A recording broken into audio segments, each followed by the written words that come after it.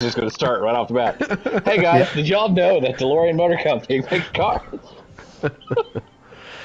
That's a good segue into this right. next episode. Exactly. All right, so Go. I'm going to start my recording. Yeah, we're recording.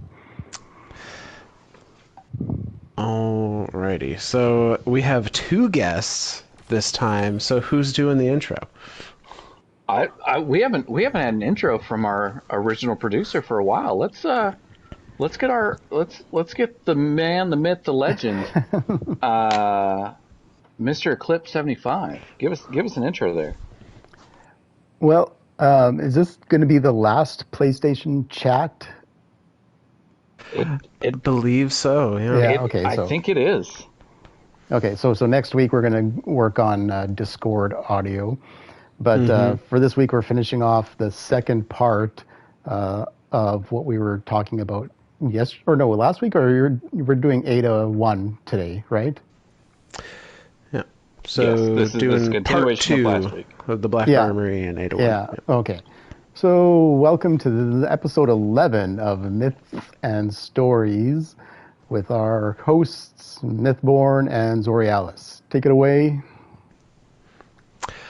Well, so No. I got to start this one. All right, you go ahead. Just so everyone knows, DeLorean Motor Company has 4 headquarters. I actually looked it up, and there are only 4 now. There's one in California, one in Florida, one in Texas, and one in Crystal Lake, Illinois.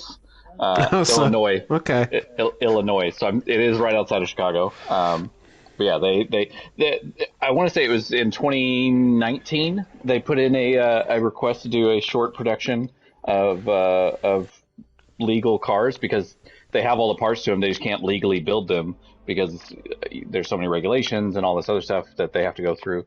But they had, from the last time I heard, it was kind of caught up in the political game or the politics of, hey, we need to get a patent for this and a approval for that and da da da da da da. And so now it's just kind of been in limbo for the last like 3 or 4 years of brand new. This is going to sound weird. Brand new 1987, 2021 DeLoreans. That is a statement I can honestly say I never expected to hear. Because all the parts, they're all brand new parts. They've never been used. They've just sat. They've just sat and rusted. They have not rusted. Because remember, stainless steel doesn't rust. All right, yeah. Ha-ha! But yes, they do want to get new plastics and stuff like that. Which leads us to our episode today, part 2 of 801 Legacy. Since we're talking about legacy things, right? Like the DeLorean is like a legacy thing for car people. Man, that was some segue. Oh, you tell me that wasn't a segue. That was a beautiful segue. That was like a man on a Segway, riding a Segway on another Segway. Our bonus episode tonight is Carfax, and it's at the beginning instead of the end.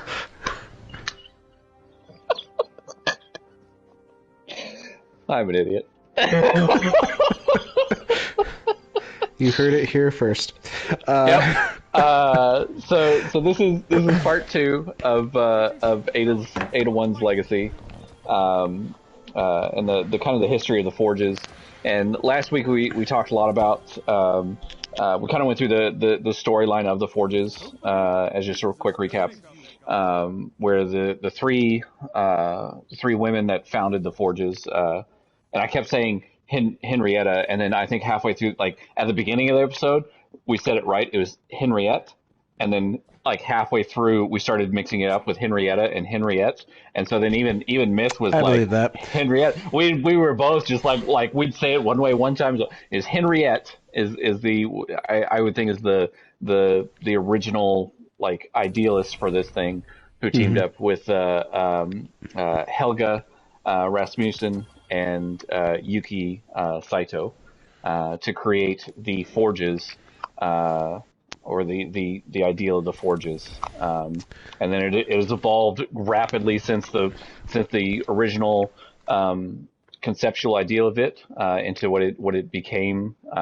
We got to see them through the collapse, and that's actually kind of where we ended last time. Was we had gone through the collapse. The three had become, so Henriette also had a daughter who we believe died, and we talked about that last episode.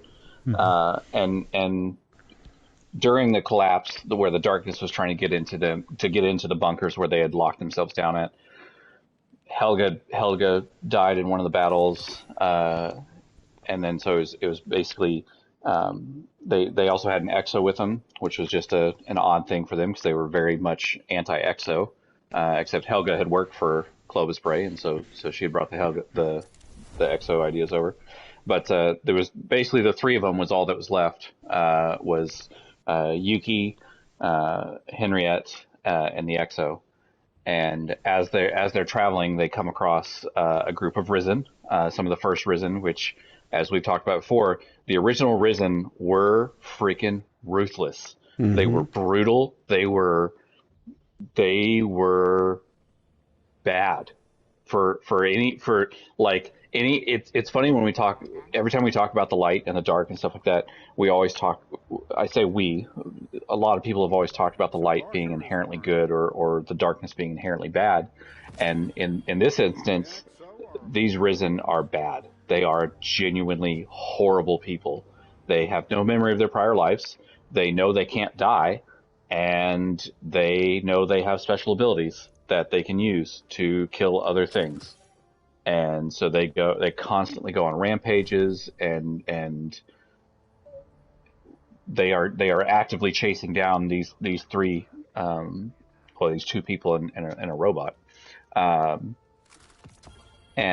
when we last left them, they had caught up with them, and they were asking for a device called the Obsidian Accelerator, right? Is that the... Yep, that's correct. The Obsidian Accelerator was the device they were looking for, which was basically the Exo was using this as almost as like a mobile forge, because she was doing things with weapons that, I mean, nobody could stop this group of wanderers, is what I'm going to call them, because they truly are kind of listless, wandering around trying to figure out which way to go. Yep. And at the very end of that is that very tragic scene, as played out in both one of the lore cards from the Black Armory papers, from the view of Henriette, and on the lore tab of Izanagi's Burden from the view of Yuki, where the Risen comes up, he's like handed over, and Yuki reaches into her backpack, lures him in, and pulls the pin on a grenade, and pulls out a grenade and blows everyone up.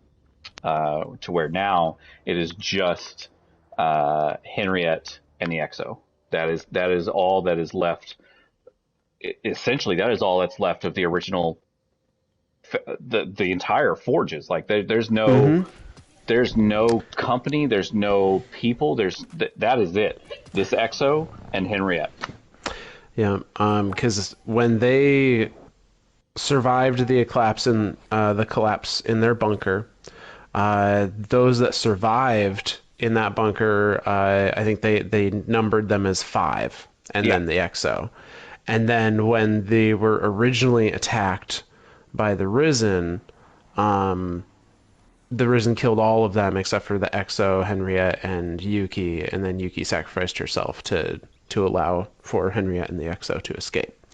So the Black Armory now consists of 2 people, or a person and an Exo, I suppose. And so that's kind of the somber note that we start on this evening, is immediately following that sacrifice made by Yuki.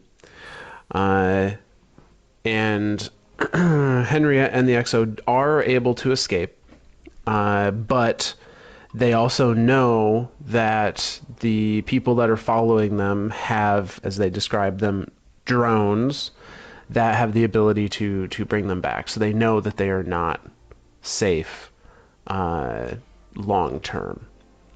They know they've escaped this one incident, but even then it's a fleeting, because and I was just looking through the entries just now. So the entry that we end on, where this tragic accident does happen, is entry number 108, and then of course the next entry, it's entry 109, and it's just two or three sentences. 3 days later, still numb, unbearable. It's just me and her now. Henriette talking about herself and the XO, and then even after that, it's literally like they realize that this world is completely different, because they spend the night under the wing of a crashed jet. She starts realizing that she hasn't seen a single plane in the sky since they set out.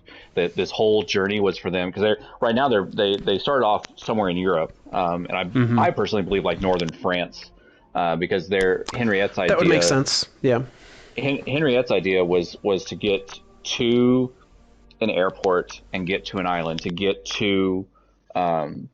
somewhere, to, like, as the collapse is happening, and even through the collapse and through this risen area, their whole plan is to get to this airport, get on a plane, and get to either, and I think they said Sicily was one of the islands that they named.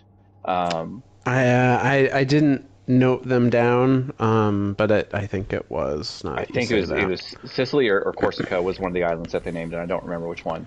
But that was their whole goal, was like, we need to get somewhere safe, and an island to them is like the safest thing. Like, yeah. So that's where we're at now in this story is, and straight. She even says, "This is not the world I knew. This is not, nothing about this world is anything that I knew. This is a whole new world, a whole new chapter in humanity now." And Henrietta is realizing that now. Yeah. So I say the next entry that I have listed here as one to pick back up on is entry 116. And again, just kind of shows the mindset that they are both in at this time, especially Henriette. She says there's so much of this world that she doesn't understand, she being the XO in this case. And so much I want to tell her, but I just can't. Not right now. Yuki's death has weighed on us both, yet she still retains an innocence. And I'm trying so very hard not to ruin that. So she's still traveling with the XO, and the XO seems to understand, at least the permanence of death, but it's unclear that the whole she still retains her innocence. Unclear how much she understands about, the actual cycle of life and death and whatnot. Or even just the world in general, right? Yeah, very much so. This XO is like new. This XO newly is born, like, for the most part. Like, and we tried to figure out a timeline with these entries. Even if these entries, we think in the beginning that these entries maybe started off as like once a month or something like that, and now these entries are coming like once a week or even once a day. Like, this XO is from like entry like 90 something, maybe 80 something, 70 something. Yeah. And we're only on 116, so we're talking maybe a month, maybe two. Yeah. Like, this is a very young XO, and the only XO that was not created in the Deep Stone Crypt. Yes. Was created. And again, we said this last time, but just to really emphasize the genius and technological accomplishments of the Black Armory and the founders in particular, they created this XO using only, possibly some borrowed Braytech technology, but other than that, just their own minds. They didn't have a Braytech engineer other than Helga's experience. And Helga wasn't even around at the time that they were actually doing the process of getting the XO up and running. So they did at least a portion of that process and mobily in a mobile lab of some sort. That's right. I forgot about that. Like, it started off in the bunker, and they were like, "We gotta leave." They had to leave, yeah, and did the rest of it on the trucks. So it just everything about the birth of this exo is incredible by anyone's standards. Absolutely. So Henriette still very much being weighed down by Yuki's death. The exo having not really understanding a whole lot of what's going on, and this one in particular was kind of an interesting point. Also in 116, it says we came across the remains of a petrol burning car in the forest, and she asked if it could still be alive. I had to explain that it was never alive. Those machines had no souls. I instantly regretted saying that, because it only led to more painful inquiries. I told her I had a headache and I needed some quiet. She asked if it could still be alive.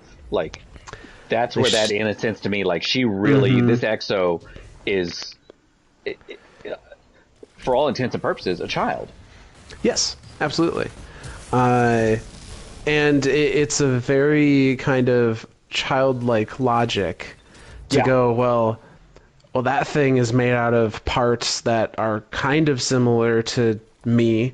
I never even thought of it like that. Being the robot that an exo is, like, I wonder if it is okay. Can it come back to life? Can we revive it? Like, yeah. I never even thought of it from that point of view. But that's exactly. I mean, that's it right there. I equate that kind of to, a little kid finding a rabbit or a bird or something that has passed away out in the wilderness and asking their parents, like, what happened? Can we help it? Kind of thing. Yeah. Yep. So, yeah. So, let's say there are a couple of other entries here that I didn't write down, but I do have in front of me. And I noted this, the location that they're going to is listed here as Corsica. Yep. And it says they're specifically trying to travel south to the Mediterranean Sea. Even if it means going through the Alps. So I think we're pretty on point with location. But so I personally don't know where the Alps run from and to. So I hope that northern Italy has Alps in it. And if Miz and I are completely wrong in our location, please, all of our EU friends that play Destiny and listen to this, because we know there's thousands of you out there, please correct us and let us know that we are wrong in stating where the Alps are. Yes, there's a reason neither of our jobs rely on geography. Yes.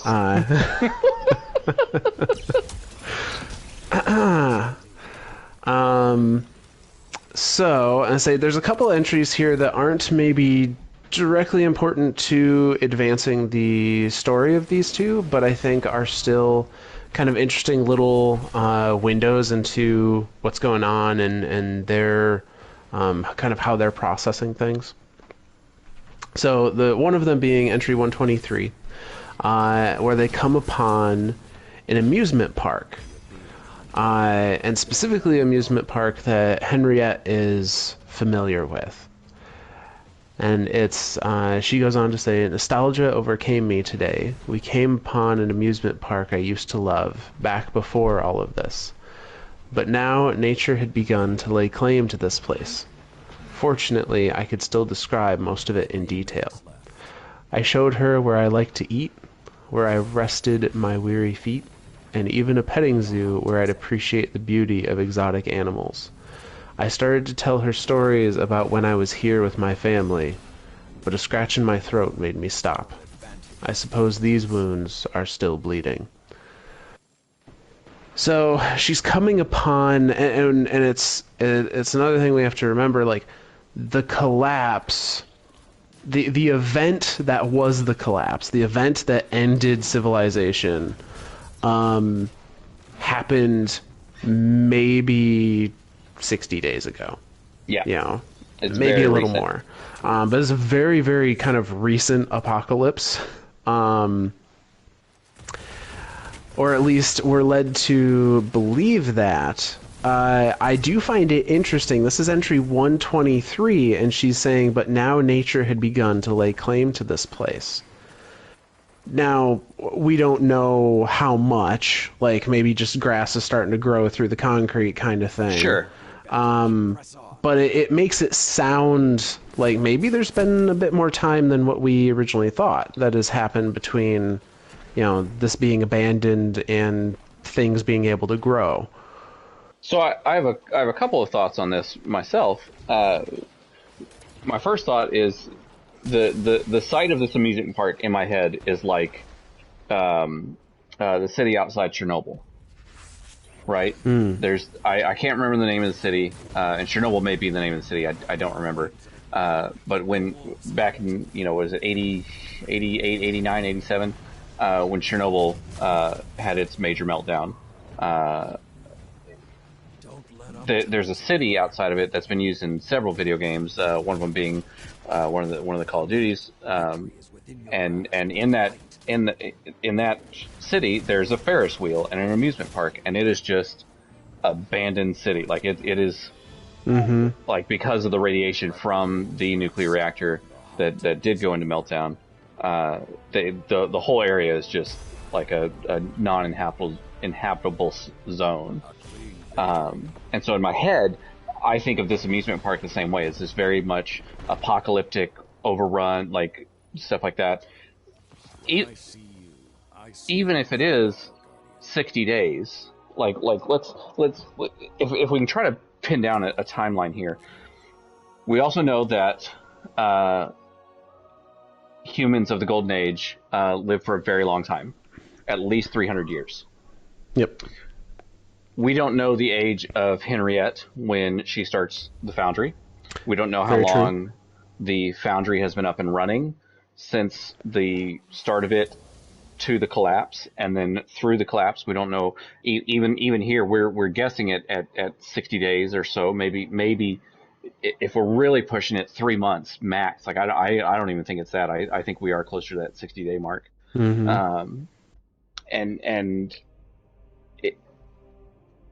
like even me picking weeds out of my backyard, I've got a little area that has rocks and stuff, and I usually kind of let it go every 2 or 3 months before I get busy picking weeds out of it. And even after 2 or 3 months, like weeds will overtake it.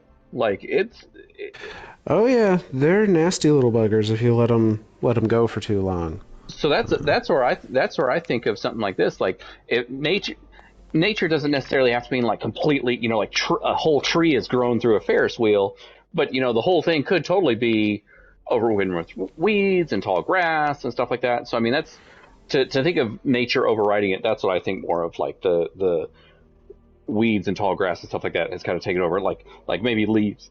Maybe leaves from the trees are starting to pile up in corners where they would have like wind drifts.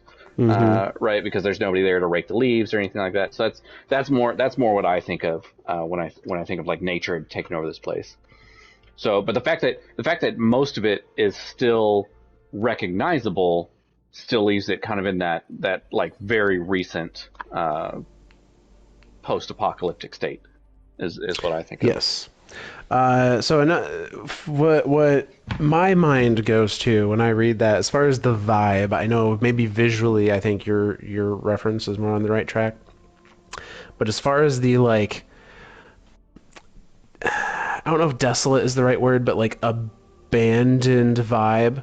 If anyone that's listening or Zora, I don't know that if you have either, has played the game Nier Automata. Oh man! Or Nier Automata, excuse me.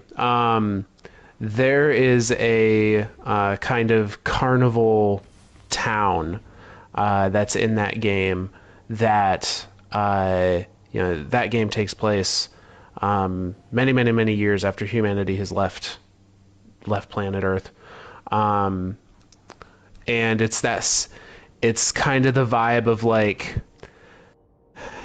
you can see how everything used to be. Like you can envision all of these amusement rides and this park and whatnot, how it was once upon a time, but it's just kind of desolate, abandoned enough to feel like to go into the side of like creepy a little bit. Yeah. So yeah, I was also thinking like when you said near and mentioned future, then I started thinking of Horizon, where like But I think Horizon is like an extreme level of degradation, whereas I don't think this amusement park is to that level yet. Yeah, I don't think we're quite there. But yeah, so going beyond the amusement park, but it was that little moment of Henriette going, kind of reminiscing on how things used to be, and that brought her mind around to her family, which made her very quickly kind of like shut down. She didn't want to think about her family. She didn't want to equate her current situation to her family. And so then that brings us to entry 142. Which I think has some really interesting symbolism to it, especially considering what the symbols of the Black Armory are, and specifically Henriette's symbol. So she says, "My head has been down as I walk through this new world with such an inquisitive young soul. Her gaze is often to the sky, and today we were rewarded with our first living creature in a while, a butterfly. She was lost in its beauty. The wings fluttered past her bright eyes, and this wreck of a world fell away. It reminded me of Hugo's Ver Novo. Reciting poetry in this devastated world felt cathartic." So I actually have the Ver Novo poem up. It is very long, so I'm not going to read it. I was going to say, if we get a poetry reading tonight, and I end up in tears again, this is some BS, man. My very so Vero Novo is, as far as I can tell, means Genesis of the butterfly. Which is, you are going to make me cry, aren't you? Which is why it likely reminded her of this. Like I said, I'm not going to read it. I will leave that for you guys to do on your own time. But you're either going to make me cry or you're going to make me buy you dinner. One of the two. I don't know. But it is kind of a lament of the inevitable change. Hugo, I assume, references kind of the changing of seasons to changes that happen in life, and more or less the fact that the change, which is represented by the butterfly in his poem, as best I can tell from my skimmed interpretation, is that this butterfly is kind of floating through the seasons, watching things change, and being kind of being herald of that change.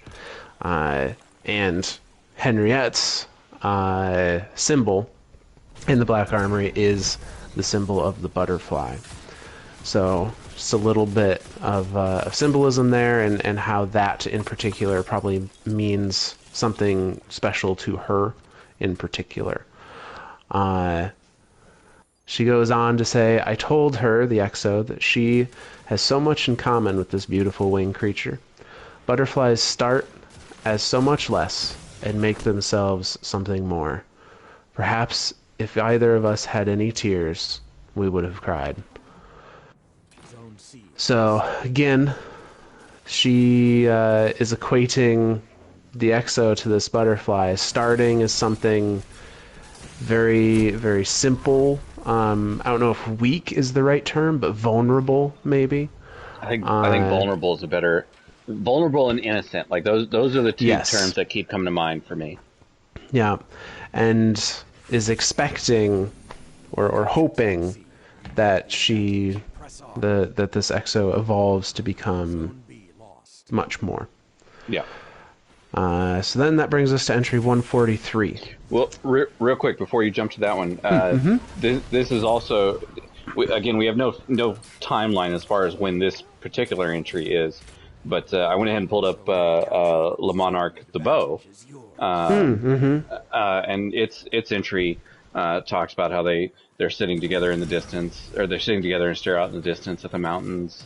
There are still vibrant parts of the world, and we must not forget them. To fill her mind with them is to make her human, to connect her to the world before.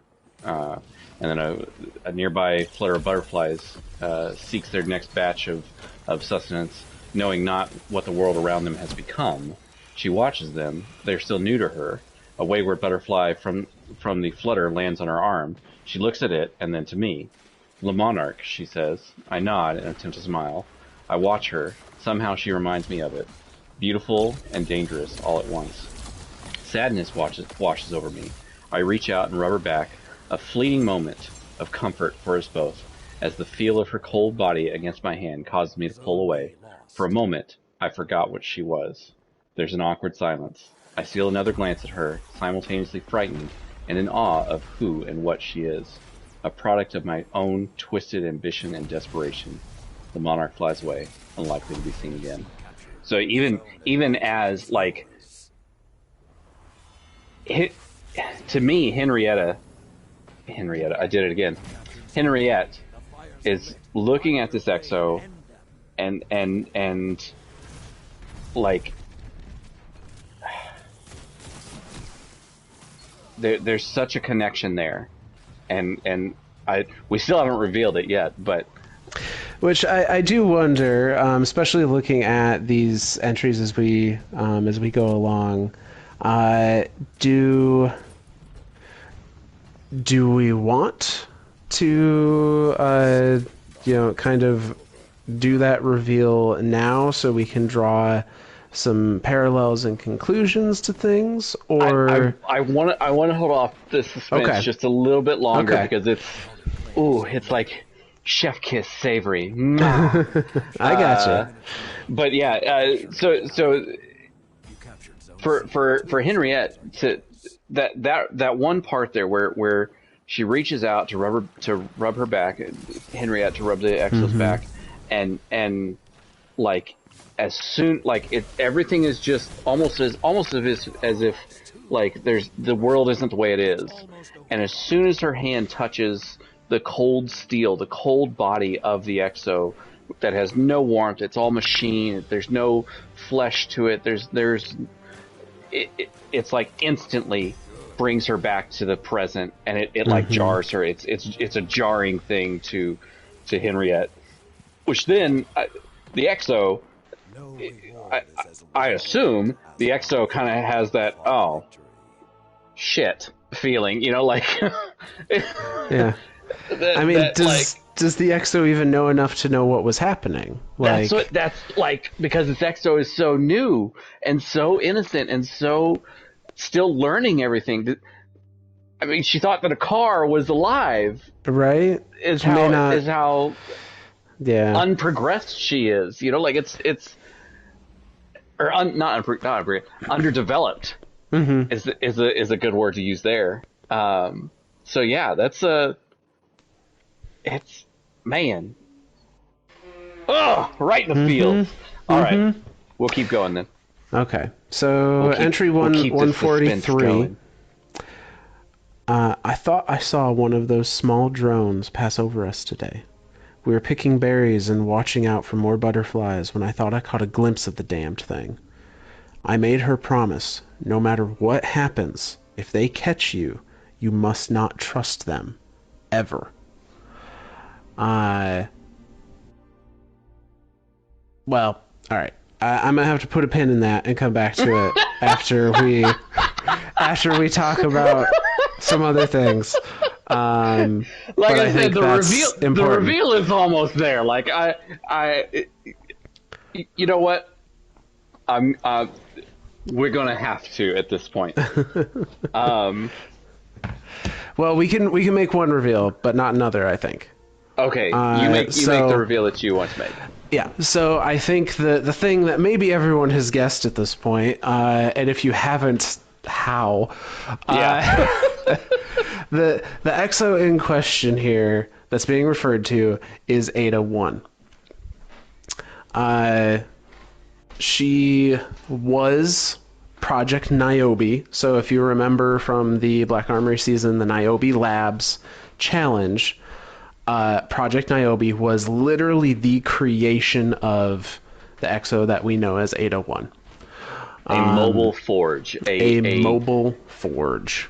Like it's so important to know that Ada 1 is designed and created from the ground up to be a mobile forge. All these other forges, from even as we saw them in Season of the Forge and beyond, they were very much a stationary thing. Like you had to go to Bergosia, you had to go to Gofanon, like you had to go to these places. They had to go there and toss fucking batteries for days. Right, like you had to be there and do that. Like whereas Ada 1 is literally a mobile forge. We're walking through all these entries, and we talk about them coming up against Risen, and the Risen are freaking out because they are severely undergunned because Ada is like she's just picking up weapons and doing stuff to them, and they are now infinitely better than whatever is being shot at them from the other side.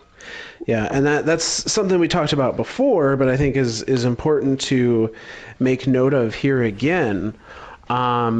The weapon technology that the Black Armory created and was using, and so by extension that Ada was turning stuff into, is superior to every single other piece of tech on the planet. Yeah. Better than anything Braytech ever made. Arguably, I would guess, better than any of the weapon technology that the Exodus Green was kitted out with. I think so.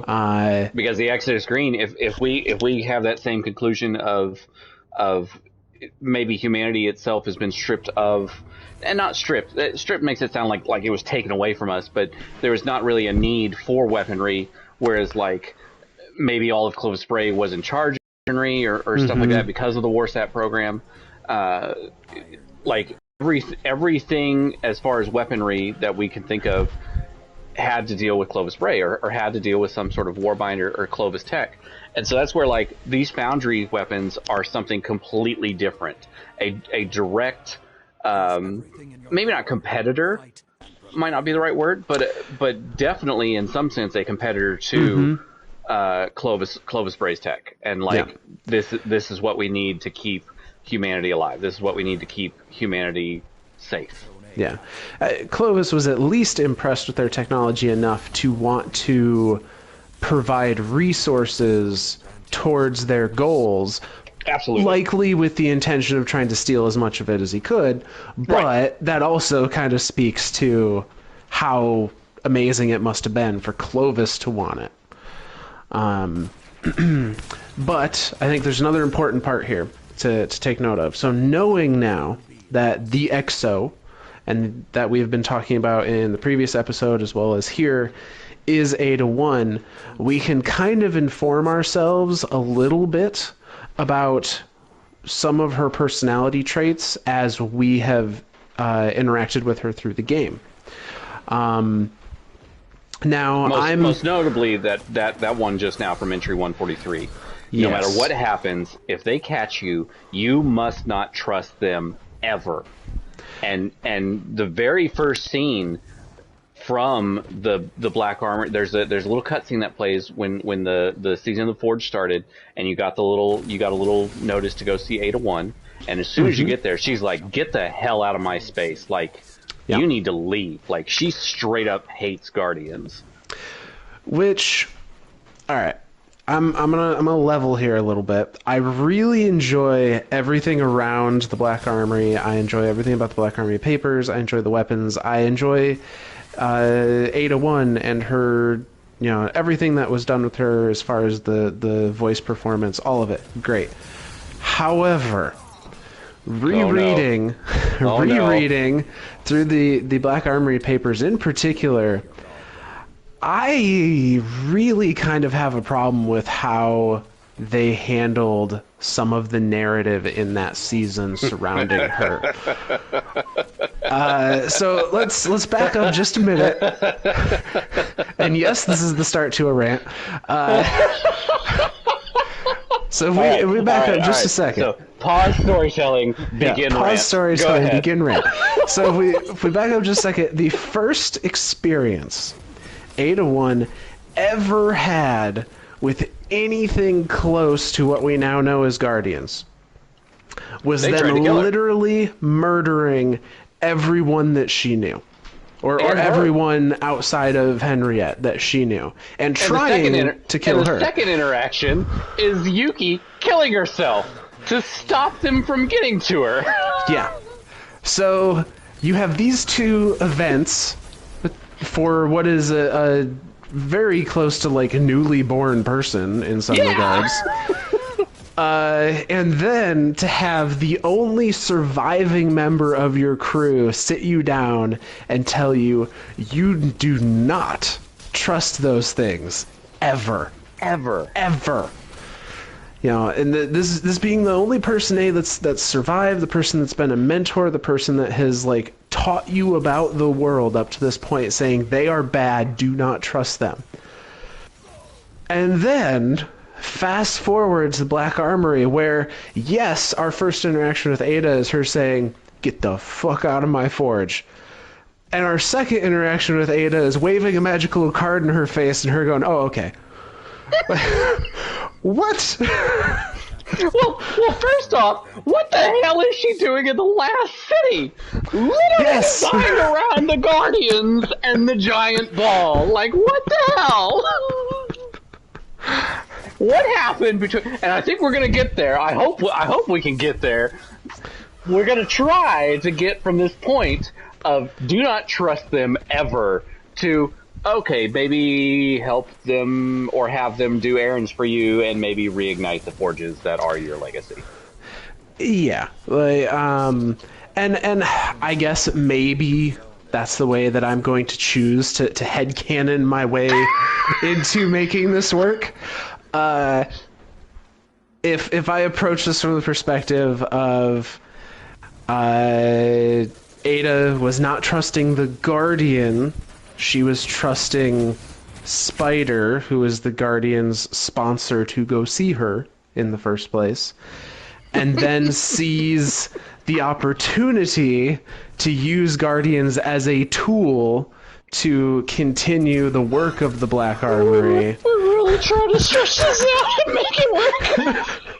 But in reality, Narrative Team A did not talk to Narrative Team B, and or it was they just had to get something out. And I understand people maybe not wanting to go through like a 5-step story quest about earning Ada's trust before they could get to the shiny new loot. Like I get it from that perspective as well. But to be fair, we did have to go through like a 4-week thing, because I remember when the forges first came out, it was not like a, hey, here's all the forges. It was literally like, we did one, and we had one for like a week or two. And you couldn't even do that one, because most people were so far because it was hard. It was swords for if you were at Pinnacle Cap the season before, I think. It was hard. I remember when the forges first came out that I genuinely did not like the content. I was like, man, this is crap. These things are stupid hard. Why would anyone want to make this hard on themselves? And then like, it's almost like it grew on you, right? Like, the longer you did them, the more fun they got, and the crazier the loot got, and it was like, this is kind of neat. Well, and I think that was a big part of it. So I gave the negative, I'll give a positive now.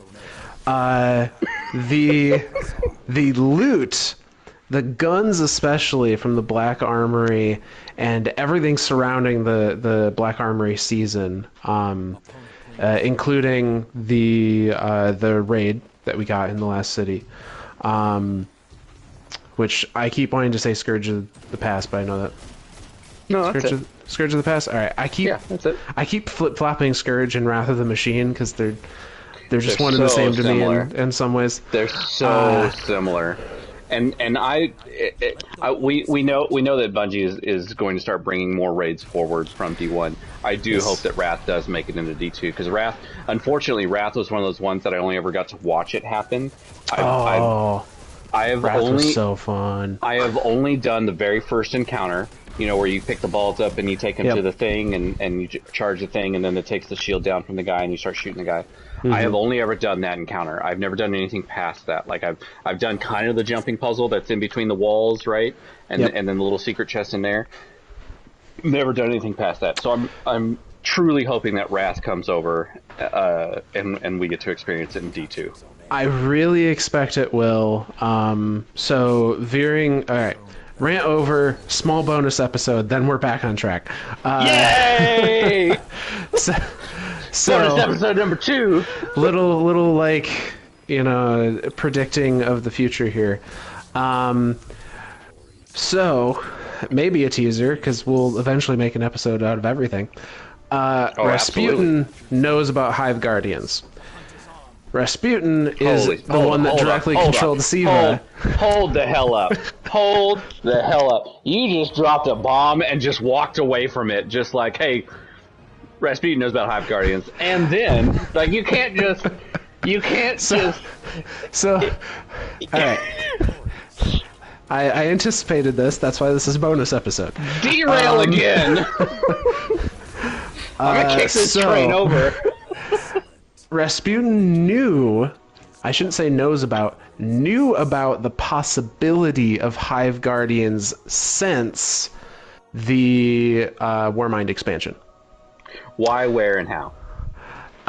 It is on, I believe it is the gloves from the Escalation Protocol. And there is a line in there where Rasputin, I'm paraphrasing because it's not in front of me, but in Rasputin's little, how he always does his little code. I'm going to go look it up because it is in front of me. Keep talking. I don't remember if it's the gloves. It's definitely one of those armor pieces, where he's talking in his little code. I think it's like P21. Genotype is suited to be Guardian.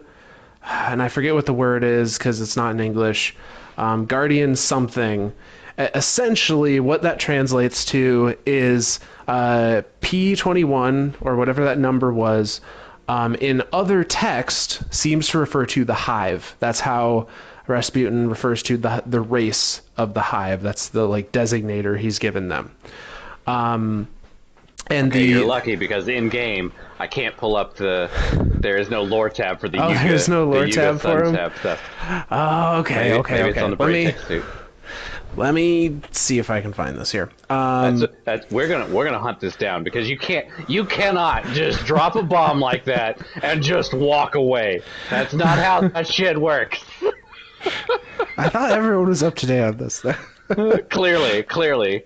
Little did y'all know this was going to become a Warmind episode rapidly. Okay, so that Yuga stuff doesn't have it. I'm not... Let me see if it's on the Hunter stuff, maybe. Yeah, let's see here. I know it's in here. I just gotta find it. The only thing that I'm finding, at least in game, is the little white text underneath the little. No, it's an actual lore card. Oh, well, poo on me.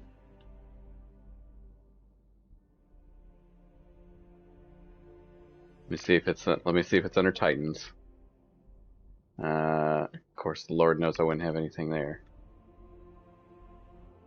And all the little lore entries there that are as far as like the Yuga, the what is this one? The Midnight Exigent for the Titan, and then the Abhorrent Imperative Suit for the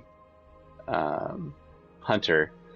All I have here, at least in game, is the white text underneath, and it literally looks like just a jumble of jumble.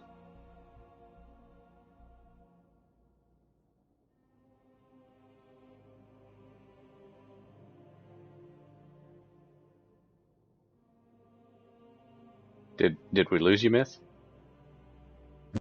Yep. Oh, Okay. So, well. no, just in mic there for a second. Yes, you did. Bye. So where I initially found reference to this was on the Destiny the Game subreddit. Okay. And so apparently, if you take all of the Warmind armor flavor text, it's encrypted. And right. They went through and they decrypted this. And remember, this is all during Season of the Warmind. This is not recent.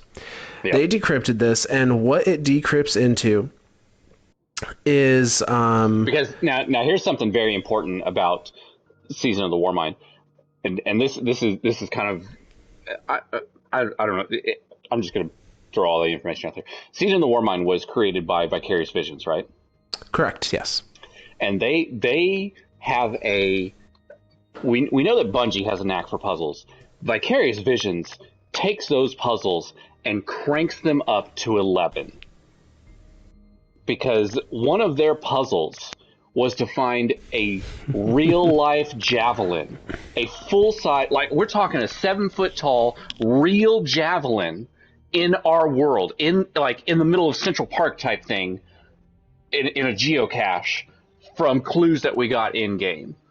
The fact that this puzzle exists doesn't surprise me at all. Yeah. So when you looking at it, it does look like just a jumble of letters, but it's almost like you can almost see little messages in there that are very, very close to full letters. Yep. So you can decrypt it, and you end up with I'm not going to read the whole thing because it's quite long, but I'm going to read the relevant bits regarding this particular theory. So, Horizon Event Guardian Proxy Zemina likelihood high. Zemina apparently translates to replacement. Oh, so, shit. Horizon Event Guardian Proxy replacement likelihood high. Data gathered from genotype F52. Genotype F52. People are equating F52 to hive. Okay. So I don't know quite how they came to that conclusion without reading further here, but it says genotype resilient to nullification, genotype data farming efficiency, increased data farming intrinsic to genotype. So I think this is why they think it's the hive, because this is Rasputin literally saying why it's doing the escalation protocols, because it's trying to study the hive. It's trying to test and study the hive. It says F52 genotype suitability for Guardian replacement remains high. So, way back then, Rasputin... Do you realize how long that has been in game? And we this is literally the first that I'm hearing of this. This is genuinely it was the first I had heard of it as well. But this has literally been in game since Warmind. We're talking. So and we I know we don't need to remind all of our listeners out there. The beginning of D2 was kind of a dark time for Destiny. Yes. A lot of people took breaks, myself and my wife included, after the launch of D2 because it was a really dry content. It was very, very straightforward. Mm-hmm. Once you collected one of every gun, that was it. Done. You beat the game. And that continued on into Curse of Osiris, which was just before Warmind. And then when Warmind came out, and I don't know if Vicarious Visions worked on Curse. They did not, as far as I remember. I think Curse was High Moon Studios. Okay. So Vicarious which is another came in, Activision subsidiary. Right. So Vicarious came in and did Warmind. So VV did Warmind as well as the Raid layers, and they helped on Forsaken. It was a joint project. It was a joint project. Yeah. Okay. So between them and Bungie. which again, that's a lot of storytelling there. That's a lot of puzzling and a lot of like, there's so much good content that came, and genuinely, Warmind was what kind of brought me back to Destiny. Was like that. Oh, hey, there's these little puzzles now. Like, let's go solve these puzzles and stuff. And so that's I think Warmind was kind of the re-entry point for a lot of people. I think so. Just because it had such a the told like cinematic story was kind of so. But everything around it, like, it felt like the universe was really expanding. Escalation Protocol was a lot of fun. Like, that you had reasons to do it, and that shit was hard. Like, I think light level cap at the time was 400, and you had to be like 395. Yeah, like, it was hard. Like, and if you didn't have 9 guys there, you were getting your shit rocked. Yeah. It was genuinely hard, and it was. But to think that a puzzle like that existed then, and so we're talking 2017, 2018. Yeah, something and like Witch that. Queen is coming out 2022, so we're talking 5 years. And that is just, I'm going to reiterate, like I do every episode, the ability for Bungie and Vicarious Visions in this case to leave breadcrumbs that, like, eventually all the dots connect is just mind-boggling to me. Absolutely. It's that little meme with the guy, and he's like pointing to the wall, and he's got his hand out, and there's all these little lines and shit drawn everywhere. I think it's from like Parks and Rec or something. I don't remember what it's from. I think Always Sunny, maybe. That's probably what it is. And he's like, boom, and that's what it is. And so for us, it's like, boom, Hive Guardians, and that's all the little lines there points to Hive Guardians, and it's been there the whole time. We just never looked at it. Holy crap, man. So, all right, so now you can pick this train back up and put it back on the track. Yeah, now that we've covered Hive Guardians in the middle of the legacy of Ada 1 and the Foundry. Funny how that happens. Yeah, so gonna very quickly roll through the point I was trying to get to. We never get off track in this episode, in these episodes ever. And that was Rasputin knew about the potential for the events of Witch Queen, or some of the events of Witch Queen. And Rasputin controlled Siva, so it would not be outside of the realm of possibility if Rasputin is revived in the body of an Exo, as we know Anna is trying to do, that Siva could be on the plate again, which would then be a perfect opportunity to bring Wrath back in. And then Zor can get his Wrath run. You have no idea. Like, the dots that you just connected there just blew my mind again. Like, I'm literally, like, speechless again. Like, that's not even that much of a stretch. Like, that could genuinely be a thing. Like, we could absolutely see a Siva season in Witch Queen. All right, so here it is. Prediction. What is this? 87? I don't know what prediction we're on. We're only on episode 11, so it can't be that many predictions. But prediction number whatever, one of the seasons is going to be a Siva season. I think that's probably a pretty safe prediction, honestly. I'm gonna credit that one to you, Myth. But I'm going to be the one to say it.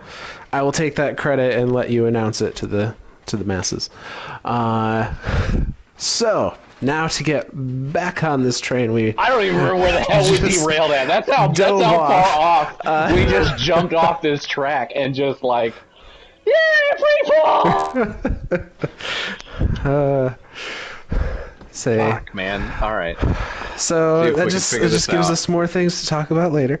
Oh my god. More episodes. More content. More content. So I'm going to return us back to away from the Warmind, back to these two people, an Exo and a human, traveling through what is never left. Trust them. Never trust them. Never trust them. Never trust Guardians unless they have a magic card and they wave it in front of your face. But and then you're like, okay, come on in. Yeah, like, oh, okay. You've been in the tower this whole time, and we hadn't even out. Yeah. So, yes, back to that. We're gonna pick back up on entry 144. The barrage of questions continues. She wants to know why she's special, why we needed her here, where she comes from. I still can't muster up the answers. I find it easier to bury my face in this journal or pretend to be asleep than to face her questions. We are still quite a ways from the shore. So just enforcing that Ada, this infant Ada at this point, is just wants to know everything, and is starting not only to question the world around her, but starting to question herself. Yeah. Why am I here? Why, it seems like maybe she understands that she was created by Henriette and Yuki, and wants to know like, why was I created? Like, what is my purpose? It's a very, so obviously we know that exos are human consciousnesses put into a robotic body. So they're not AI. That like the Destiny world, even up until hell, even, and we talked about this last time too, even all the way up until Beyond Light, like it was still very much like there was a lot of unknowns about the exos. But we know that they're conscious, and so it's that question of what is my purpose is a very human thing. Oh yeah, that's a very non, like I it's hard to talk about AI because like the best we have right now is IBM's Watson, right? Like that's like, and that was even that when I remember first learning about Watson and him playing around in Jeopardy with Ken Jennings and I can't remember the other guy he played with, but he smoked him. Oh yeah, Watson smoked the piss out of the two of them, like by a mile, by hundreds of miles, like, so that was like the first, in my opinion, true real iteration of AI and learning. But even then, like we still don't have a true understanding of AI, and we know, like, obviously guys like Elon Musk are like terrified of it, but AI and human consciousness are so similar to each other in the way that they, or at least the way that I think they should interact, that they very much could be considered almost the same thing. Now, this is a bit of a philosophical disagreement here. That's fine. But that's why we have this safe space. Yes. I consider, personally, artificial intelligence is not equal to artificial sentience. Okay. I can agree with that. I think in the case of, say, like Watson, IBM's Watson, I think that is a good example of at least a fledgling artificial intelligence. Sure. It has the capacity to process a question and produce an answer, and for that answer to become more accurate over time by doing iterations of like lookups or discovering similar information. Sure. But that does not equate a entity that can think for itself about itself. That's the ultimate thing there. That's the big, like, why, like, that's such a hard thing to define. And but the fact that we're seeing this in Ada is to me more pointing her towards human consciousness. Yes. Over any type of AI. I would say this is much more towards that sentience, being sentient, having a sense of self, than pure AI. And I also wonder if some of her question could be coming from, since her birth, as Ada 1, she has only ever experienced awful things. Right. So things. This may be a question coming from, like, why did you bring me into this? Yeah. Like, why did you create me into this? Less of a what is my purpose and why am I here? Yeah. So we go to entry 151. I tried to answer some of her questions about the Black Armory about life before the end, about what I believed in, about what makes us who we are, about what makes her who she is. If you don't know where you come from, how can you know who you are? Our past defines us more than we are willing to admit. All this, all that is lost, I'm telling her that she should care for it. Our past is precious and needs to be remembered. I tell her this realizing that I'm the one holding back. I'm the one keeping secrets. I'm the hypocrite. It stopped me from being able to even look at her. Someday, probably soon, she'll be the only life our legacy has left. Maybe one day I won't be such a coward. Maybe then I'll tell her everything. So, Henriette is trying to answer some of these questions and is realizes that Ada needs something. She needs to know she needs to know the past to know what she should find important and what she should look for in the future. How do you know who you are if you don't know who you were, kind of thing. Yeah, and because of that, like, and it's very much like knowing the past to know what is important to continue that on to the future. Like that to me was a very real part there. That was Mm-hmm. like it. I don't want to say that's what defines Ada and gives her purpose, but that's almost answering the question why. I think it does in a lot of ways, even if it wasn't meant to when she was told this. Sure.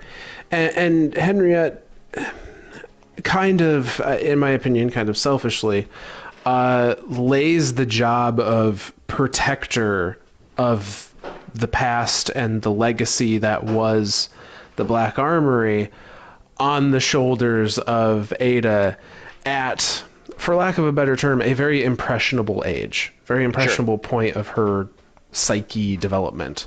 Absolutely.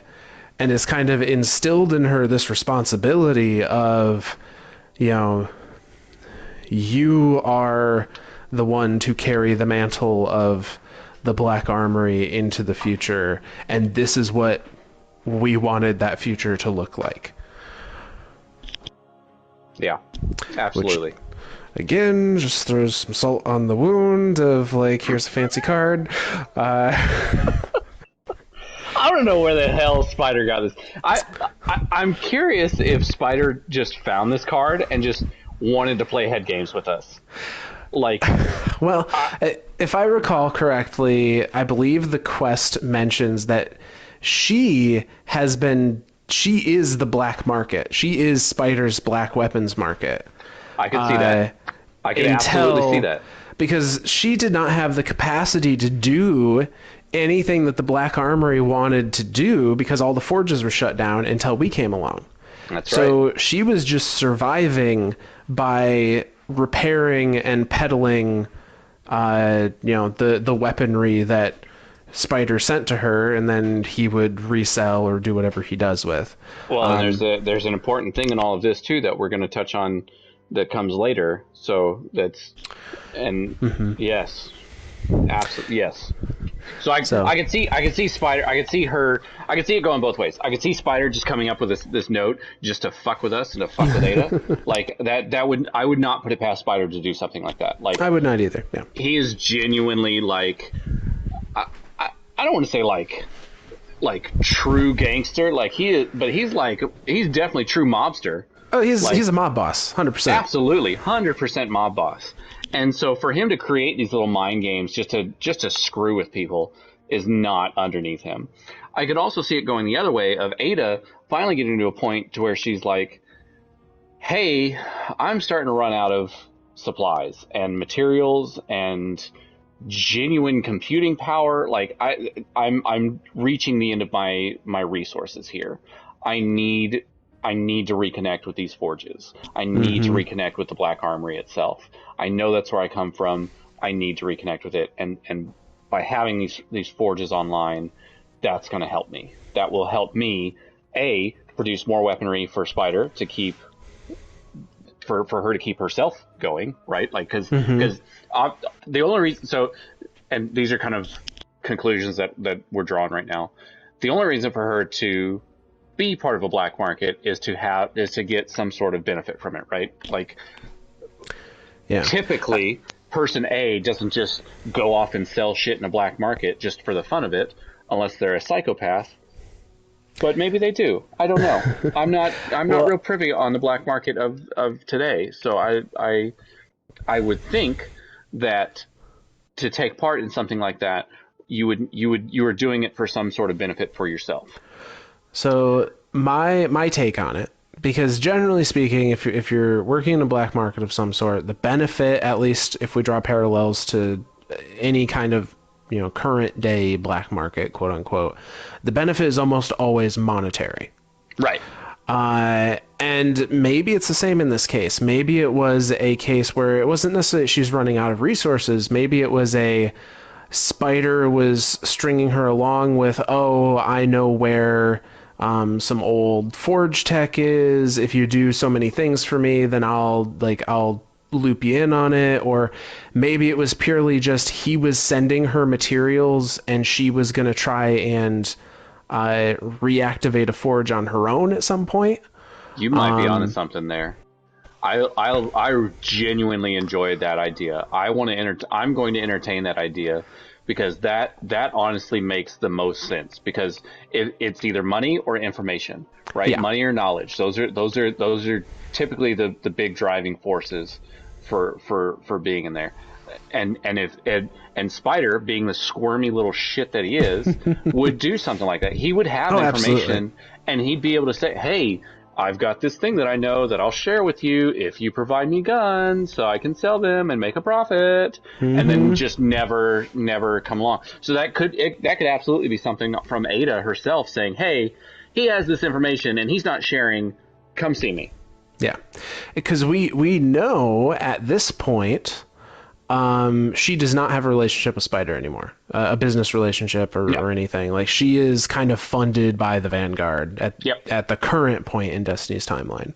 And I guess if we follow that theory along, us showing up with a membership card from Spider,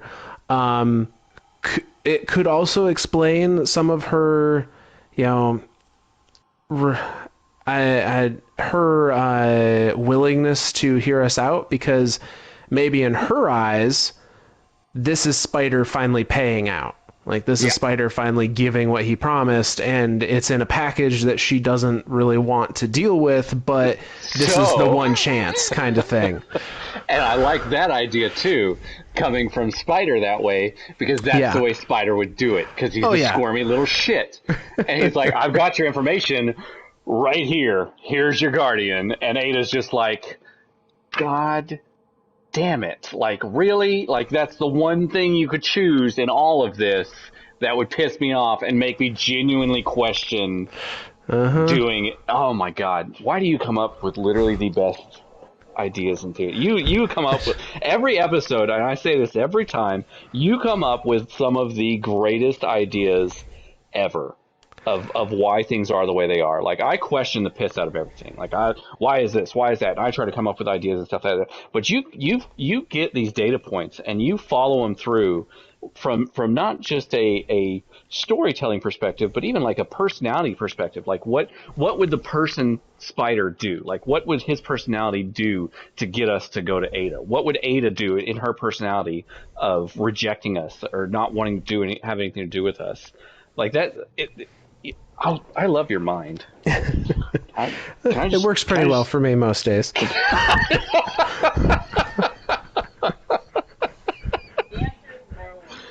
My wife says I can't marry your mind.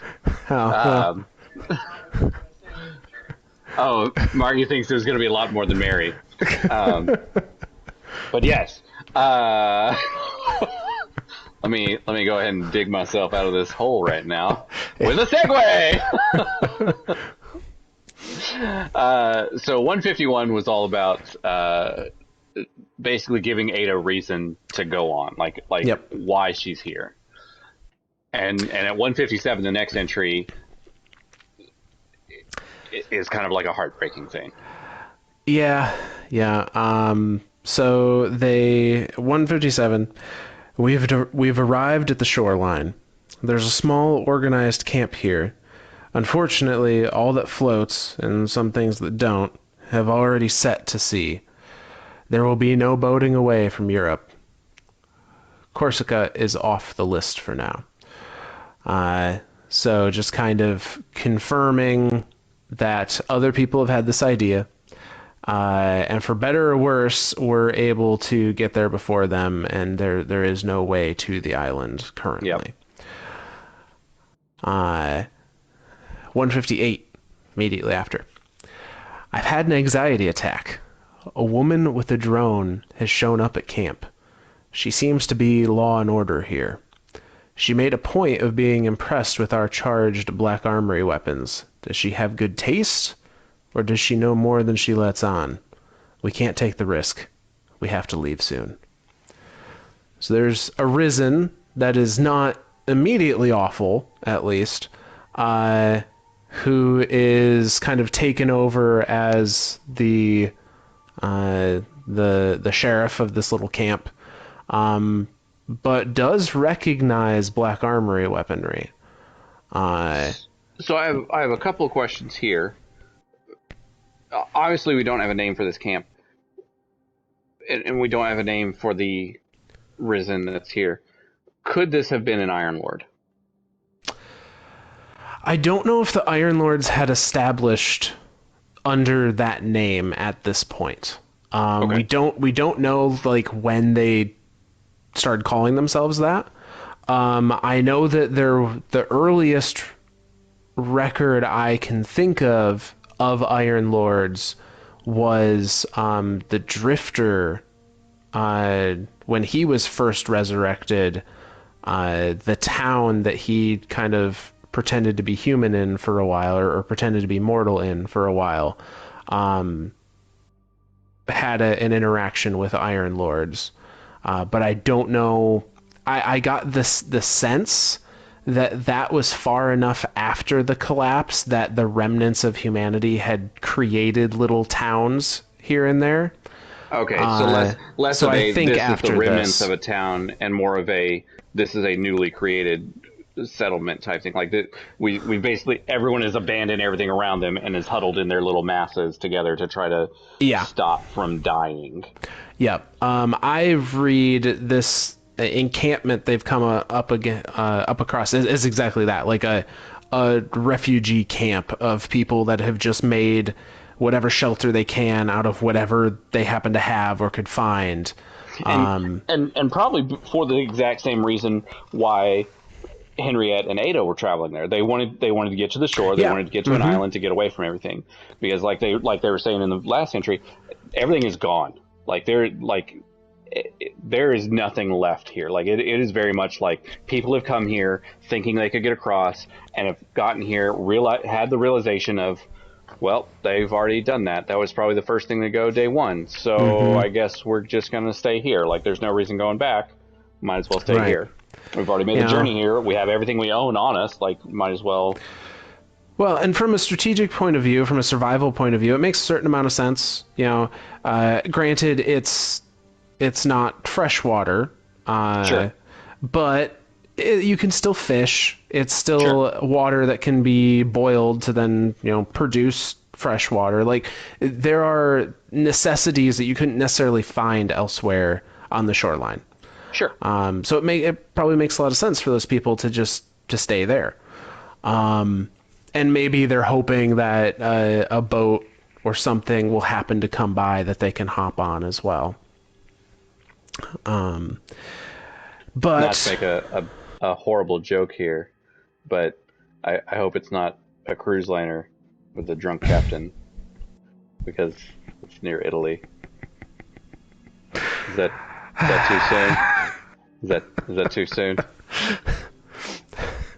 Yeah. I'm not going to address that. I'm going to leave that where it is. That's too soon. I'm looking at my wife and she's like, She has this death look at me like, you dumb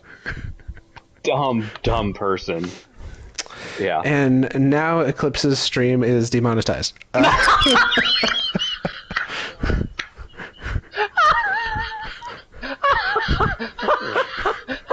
Hey, to be fair, I didn't name any names. I just said a theoretical cruise liner with a theoretical drunk captain.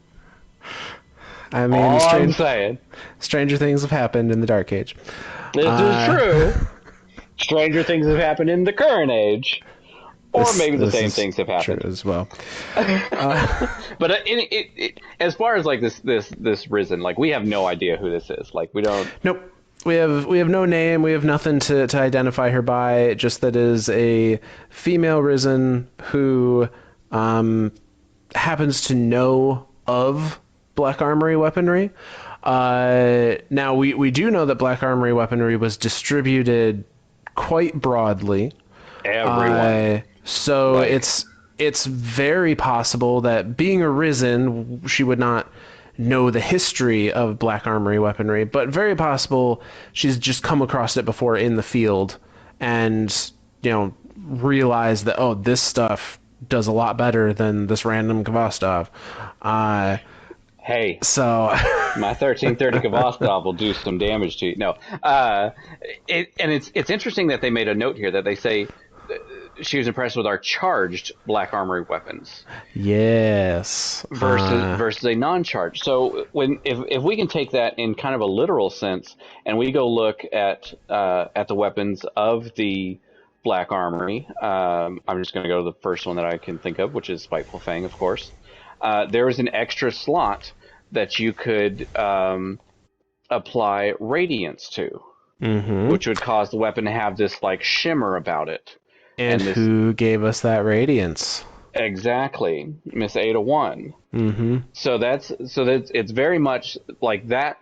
Having that and that radiance, all it did as far as in game was gave us I think it was a 5% damage boost while using those weapons in the Black Armory forges. Yeah, while using them in the forge. Yeah, in the forge. But like as far as from a lore standpoint, it literally made the weapon act and feel different and made it more powerful. It actively made it a more powerful version of itself. And the only person's a strong word there, the only thing in existence, that's a hard, is an exo a person?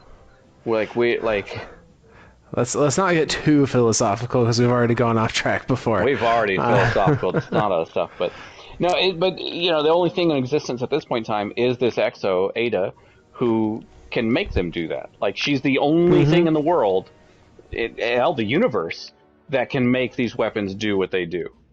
Yep. So with that in mind, this weaponsmith walking war machine armory.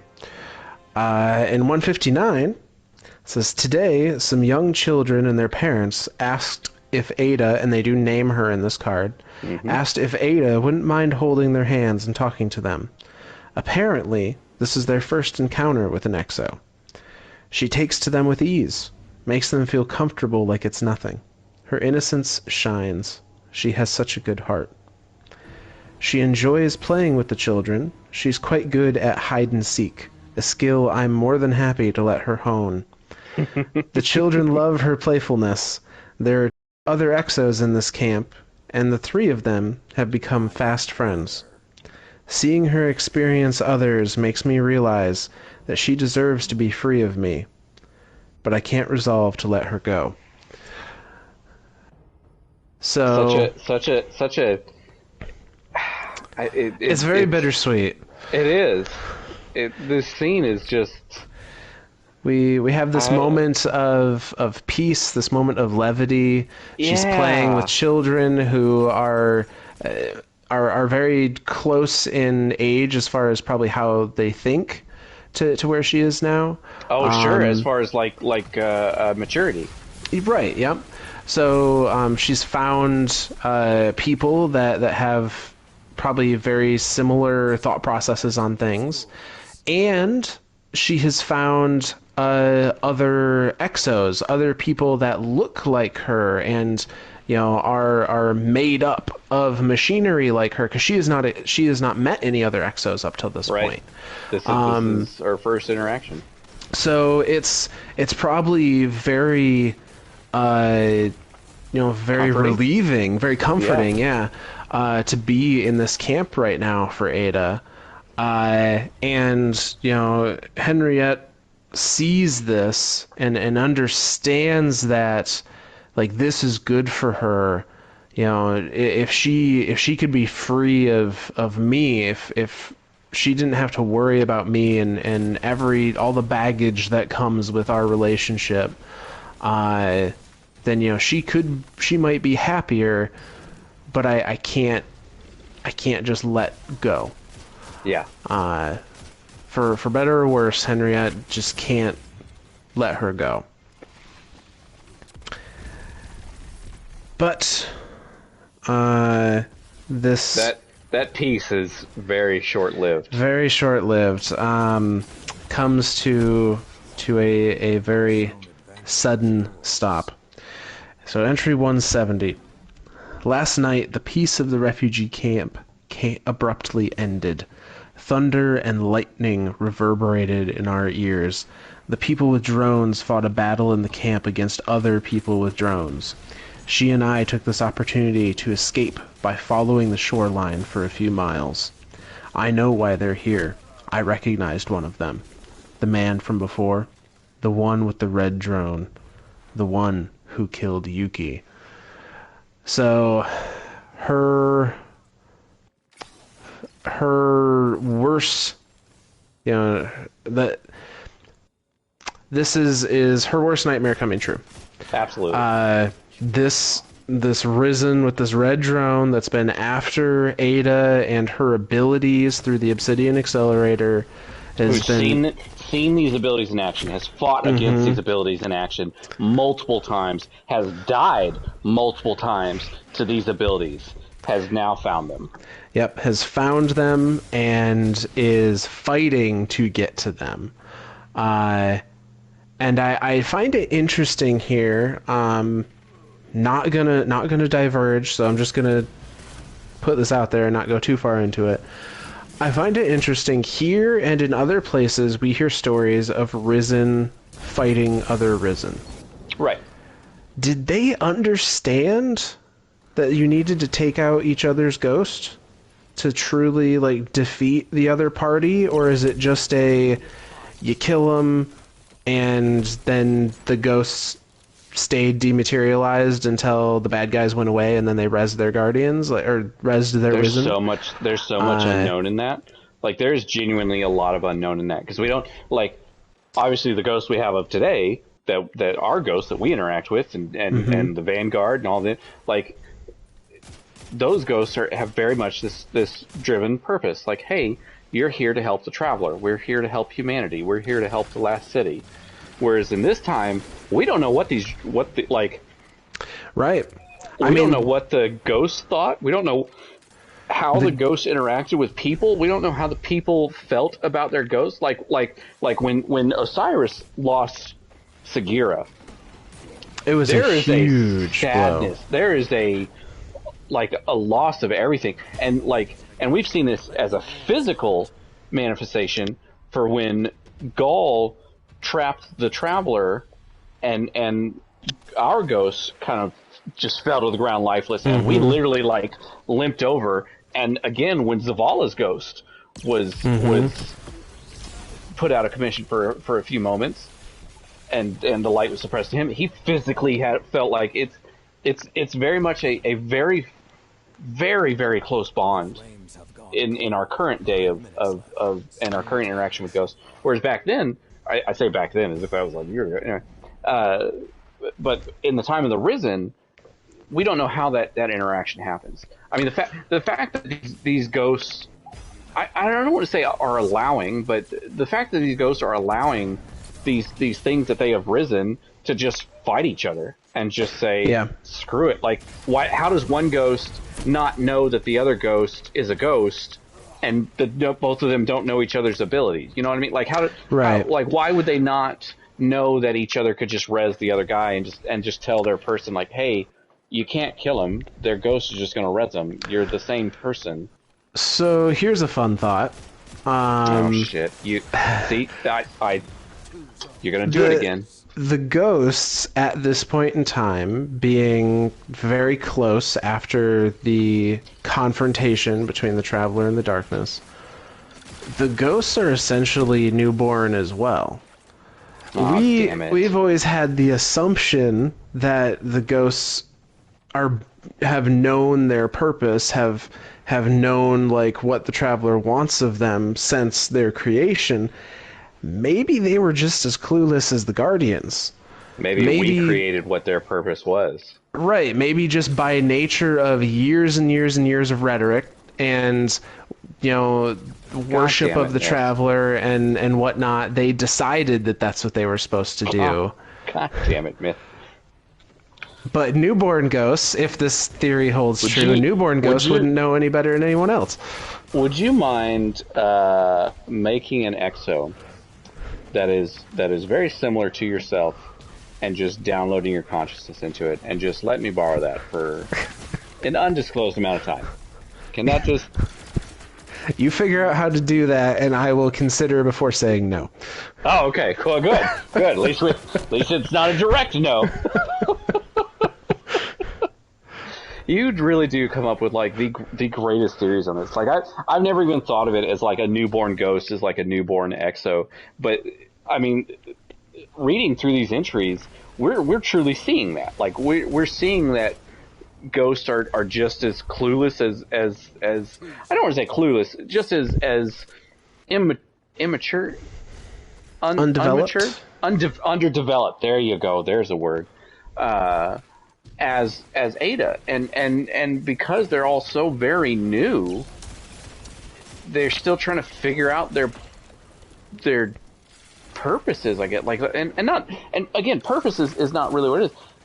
Their why, like, why am I here? Why am I a ghost? Why can I resurrect this thing? Why can I give it abilities? Why does it have abilities? Why does it like me? Why are there others like me? You know, like there's a lot of similarities to be drawn there, and it's very intriguing to me.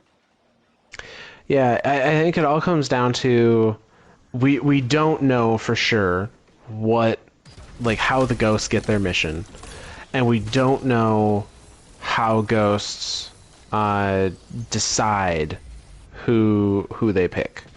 Mm-hmm. We know that there's some kind of qualification because they scan 1 billion bodies before they find their guardian. But we don't know what those qualifications are per se. I mean, if we go back all the way back to D2 Vanilla, the only hint we get is from the speaker. And I'm trying to remember what his... I speak for the Traveler. I never said it spoke to me. Well, that one, but the what was it? It was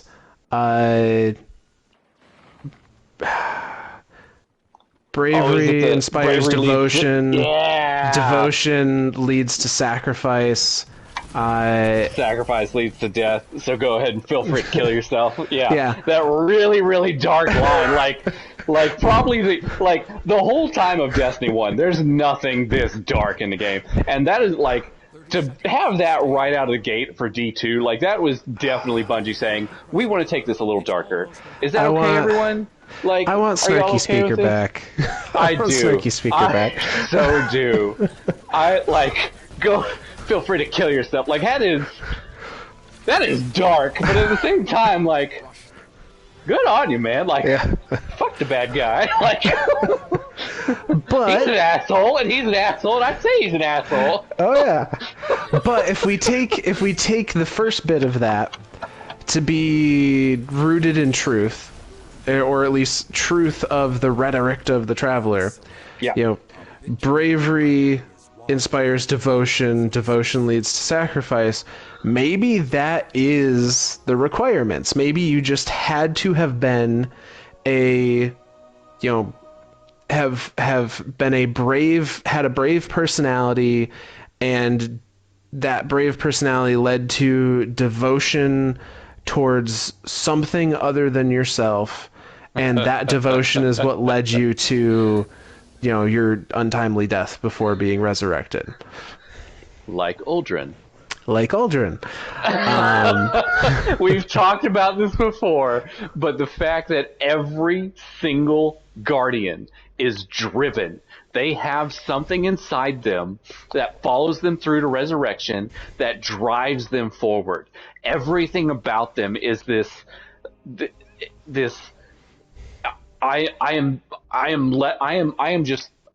I don't want to say it's like that. The sum of the parts or something is great, or the whole is greater than the sum of the parts. The sum of the parts. Yeah. Yeah, I like that. It's like that saying where like the person that is driven, like they are not in this for themselves. They know they are part of a greater purpose, a greater machine, a greater something, that they are just flat out driven.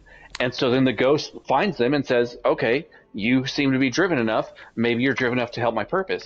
And to kind of piggyback on that thought too, we know, we talked about this as well, the factions being the religious sects of the new world, right? Like the new monarchy having a very idealistic way about how the people of the city should be not conducting their everyday business, but kind of like that. And then the future war cult of, hey, we're looking past today. We're looking into the future so we can build a better tomorrow. And then of course old dreary Mr. Jaleel, like, oh, everything is dead. Screw everything. Death. Like we want to get out of here. Yeah, like that's and then of course as the final religious sect, the Vanguard, the speaker for the traveler, the people for the traveler, saying, hey, here is this thing that is in this city. It's we're here to protect it. We're guarding it. We that's the whole reason we exist. And so I think you're right there. I think that there's a lot there as far as like how a guardian gets chosen as a guardian, like what a ghost looks for as far as like prerequisites to be a guardian, and how that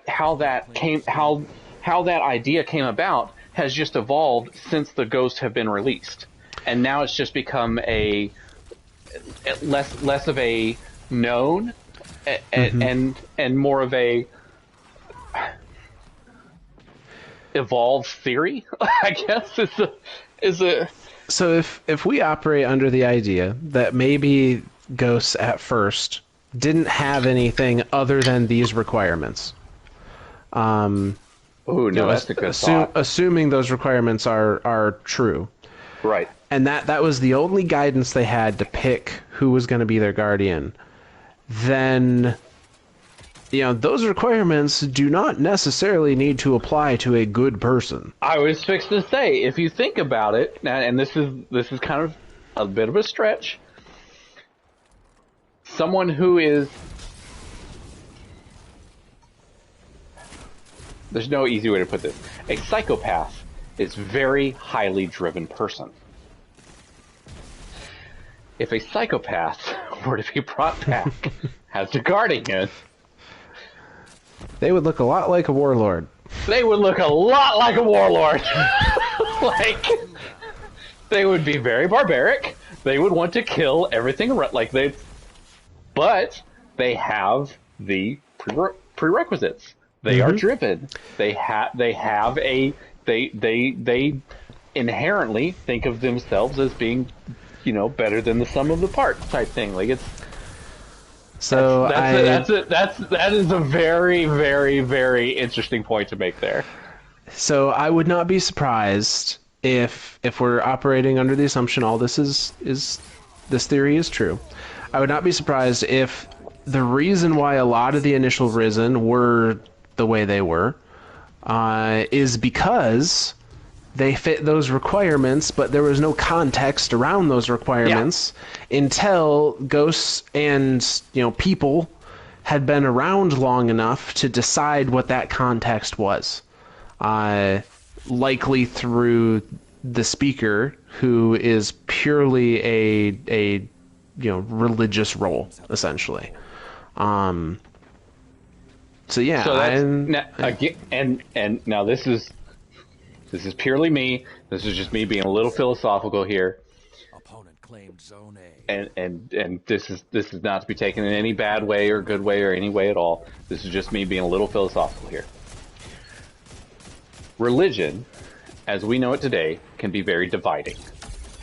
It's hard. It's in the times that we currently live in, and even before our current time here. Like, I mean, we're thinking all the way back until before back before AD, back in BC. Religion as a thing was a very driving force and was very dividing. Wars were fought over religion. Like this, throughout history, religion has been a very dividing thing. But in this sense, as the speaker being the religious speaker for the traveler, it is being used as a uniter, as a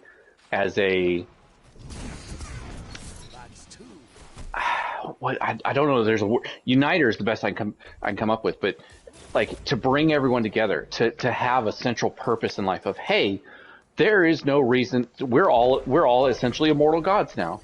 There is no reason for us. And here's a kind of a fucky thought. What if this is like their version of the afterlife? You know, what if being a guardian was at some point in time was interpreted as this is the afterlife, this is eternity? Well, I don't think that's necessarily wrong, but I do want to offer a different viewpoint. All right.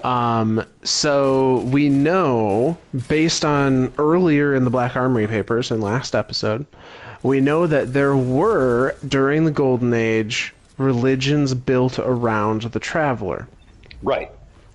Now, if we assume that the religion that the speaker is a part of stemmed from those Golden Age religions, I think it's likely that the initial rhetoric around the Traveler preached by the speaker was probably not aimed at the Guardians or the Ghosts at all.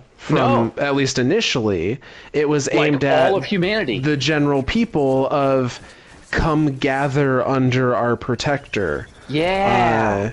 And then that message kind of disseminated into the good Guardians, the good Risen that did come up, the Iron Lords and such.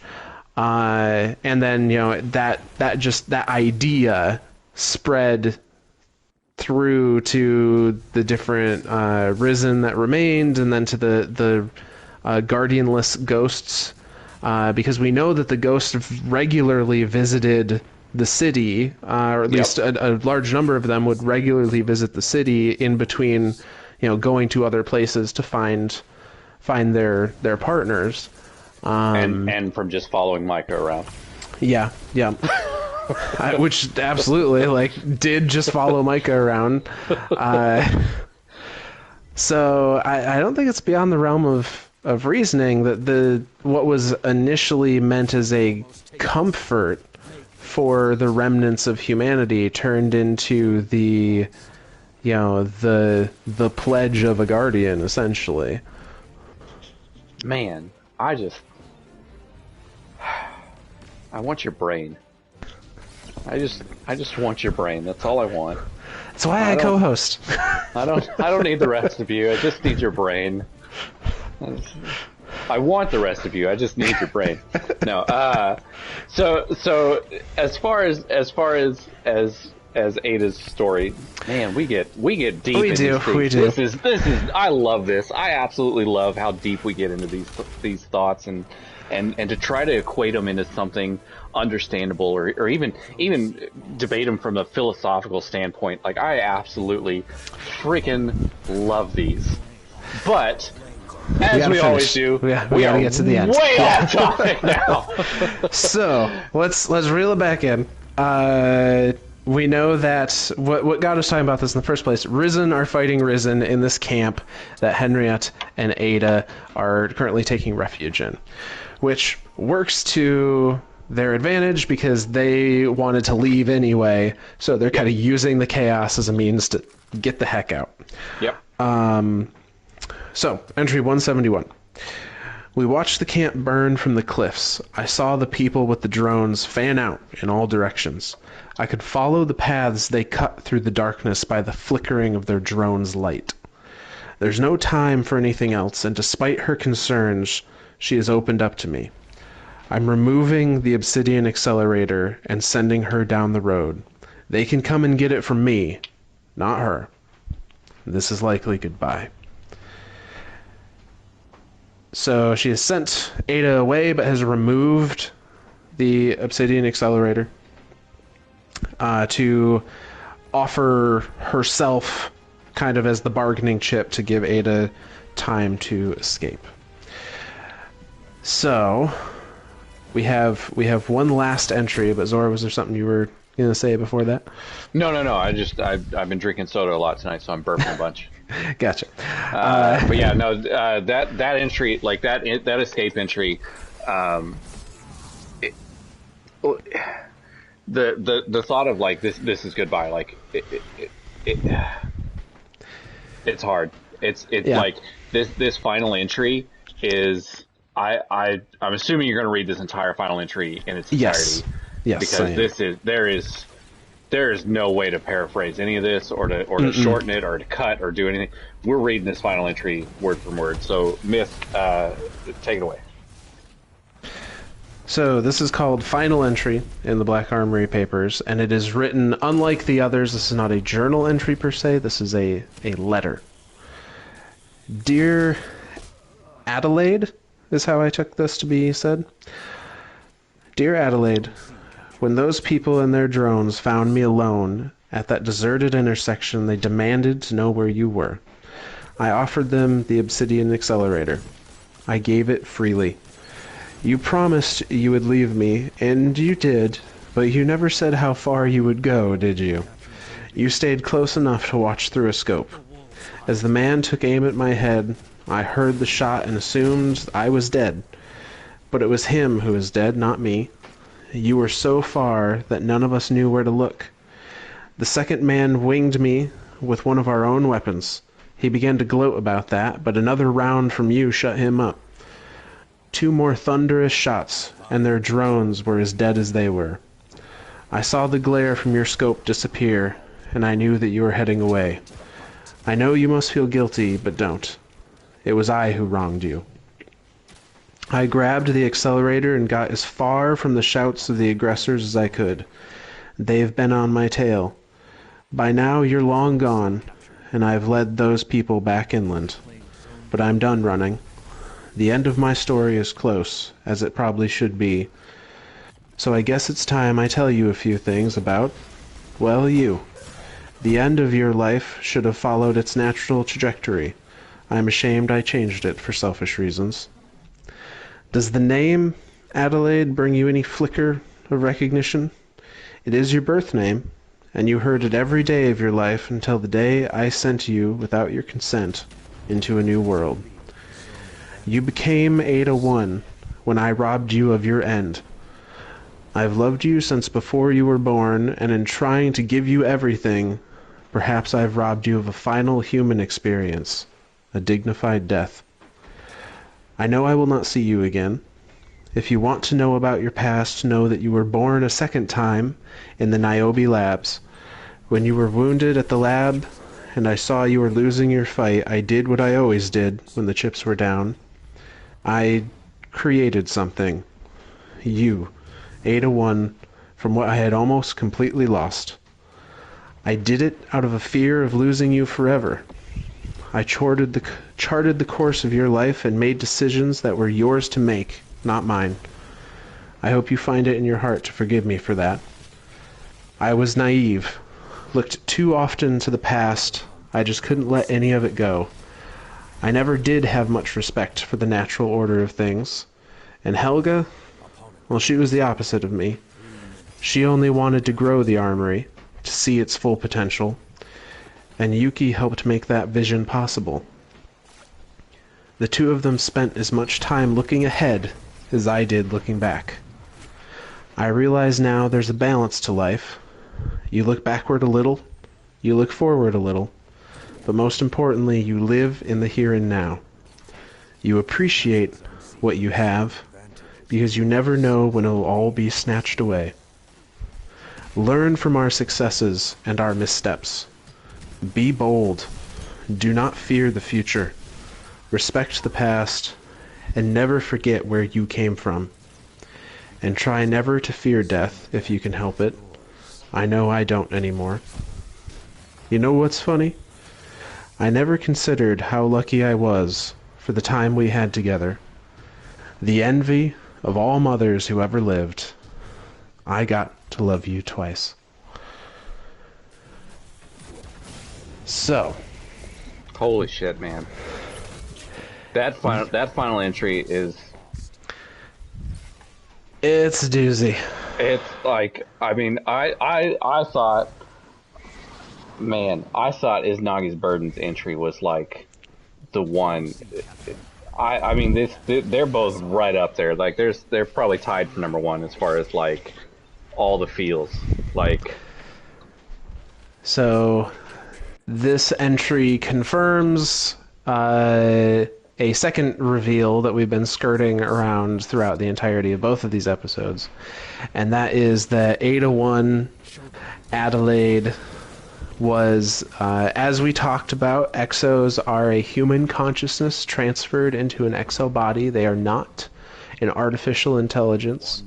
And in this case, the human consciousness that was transferred was that of Henriette's daughter that was injured during the raid on the Black Armory near the start of the collapse.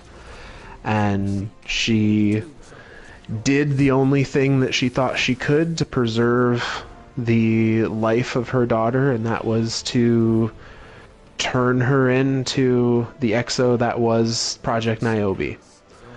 And it also explains, I think, a lot of the innocence that is described as Ada having, and Ada's ability to relate so well to other children.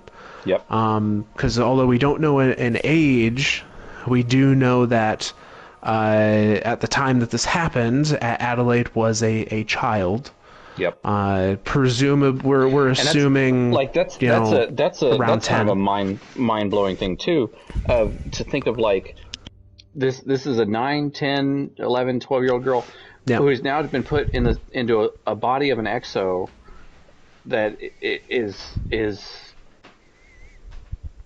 like how it's like I can't comprehend that. I genuinely can't comprehend that thought, just because of like all this. To me, the engineer in me is like, well, the mechanics of it. You went from being 4 foot tall, 90 pounds, to being 6 foot tall and 3,000 pounds, and made of metal. Like that's and maybe with no and this genuinely blows my mind, with no DER. So the two theories I have there is, one is just maybe the mind of a child that young is malleable enough. Can kids play make believe all the time. They form imaginary worlds and turn themselves into heroes or whatever all the time. Maybe having a mind that young is able to more easily cope with this kind of change. That's a God damn it! How do you fucking do this? The other theory, and maybe it's a combination of the two, or maybe it's neither. Maybe Yuki was just that fucking good. She, like, as far as a software engineer, she was like, I personally believe that she was the best in her field. Like, there's no other reason why she would have been chosen for the Black Armory other than she was like the greatest software engineer on the planet. Yeah. So it could also have been by Yuki's merits as a software engineer that she discovered a way to prevent DER, different than what Clovis had done, which is very likely, knowing the accomplishments of Yuki and the founders, but is also just like mind-blowing to think that she found a software way to get the human mind to be accepting of something like this. Genuinely mind-blowing there. Like, that's mind-blowing. Like, the only exo in existence to not have been born out of the Deepstone Crypt, and to be what she is, to be a mobile foundry. Like, so the final kind of emotional cherry on top of all of this. We literally collect the Black Armory papers in game and give them to Ada 1. And when you do give all of the Black Armory papers to Ada 1, you see her character model, which unfortunately I do not think it does anymore. It doesn't. But her character model literally takes on the radiance effect that the weapons have when they're charged by the Obsidian Accelerator. Now, there's a reason for that. Yes. Do you remember the full quest line? Well, we do recover the Obsidian Accelerator. I remember that much. But I don't remember if there's anything in particular. If she installs it in herself, or yep, she literally installs it in the back of her head. Yep. So that's what causes, because if you don't do, so that quest starts off as the quest for Izanagi's, right? Like, as you're doing it, it starts off as the little puzzle box, and you have to go collect all the keys for it, and then you have to do some stuff, and then you have to go into Leviathan and kill some Watchers, then you got to do some other stuff. And then eventually you get Izanagi's burden. But then the quest continues on. And most people basically quit once they got the gun. They're like, well, I got my loot. I don't need anything else here.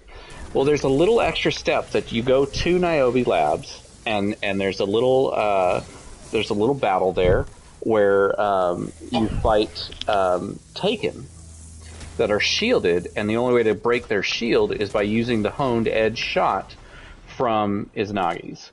So you have to activate the perk on Izanagi's, which is loading all 4 bullets into a single bullet to shoot it, to break its shield, and then you can do damage to it. I don't remember the name of those Taken, so I'm curious if they have anything to do with anything, or if there was just a nice, cute little, hey, here's a little thing. But then once you finish that, you are awarded the Obsidian Accelerator, and you bring that to Ada, and there's a little scene, there's a little cinematic scene where she picks, you put it on the desk and she picks it up and she installs it, and this is like, she's looking at it like she hadn't seen it in years, which, I mean, at this point she obviously hadn't, and then she installs it and is very grateful to the Guardian at that point. Like, that's the true point of trust there. Like, us opening the forges for her and rebuilding the forges for her and getting it to where the Black Armory can be up and operational again was huge. Like, that was a huge trust step in her towards us.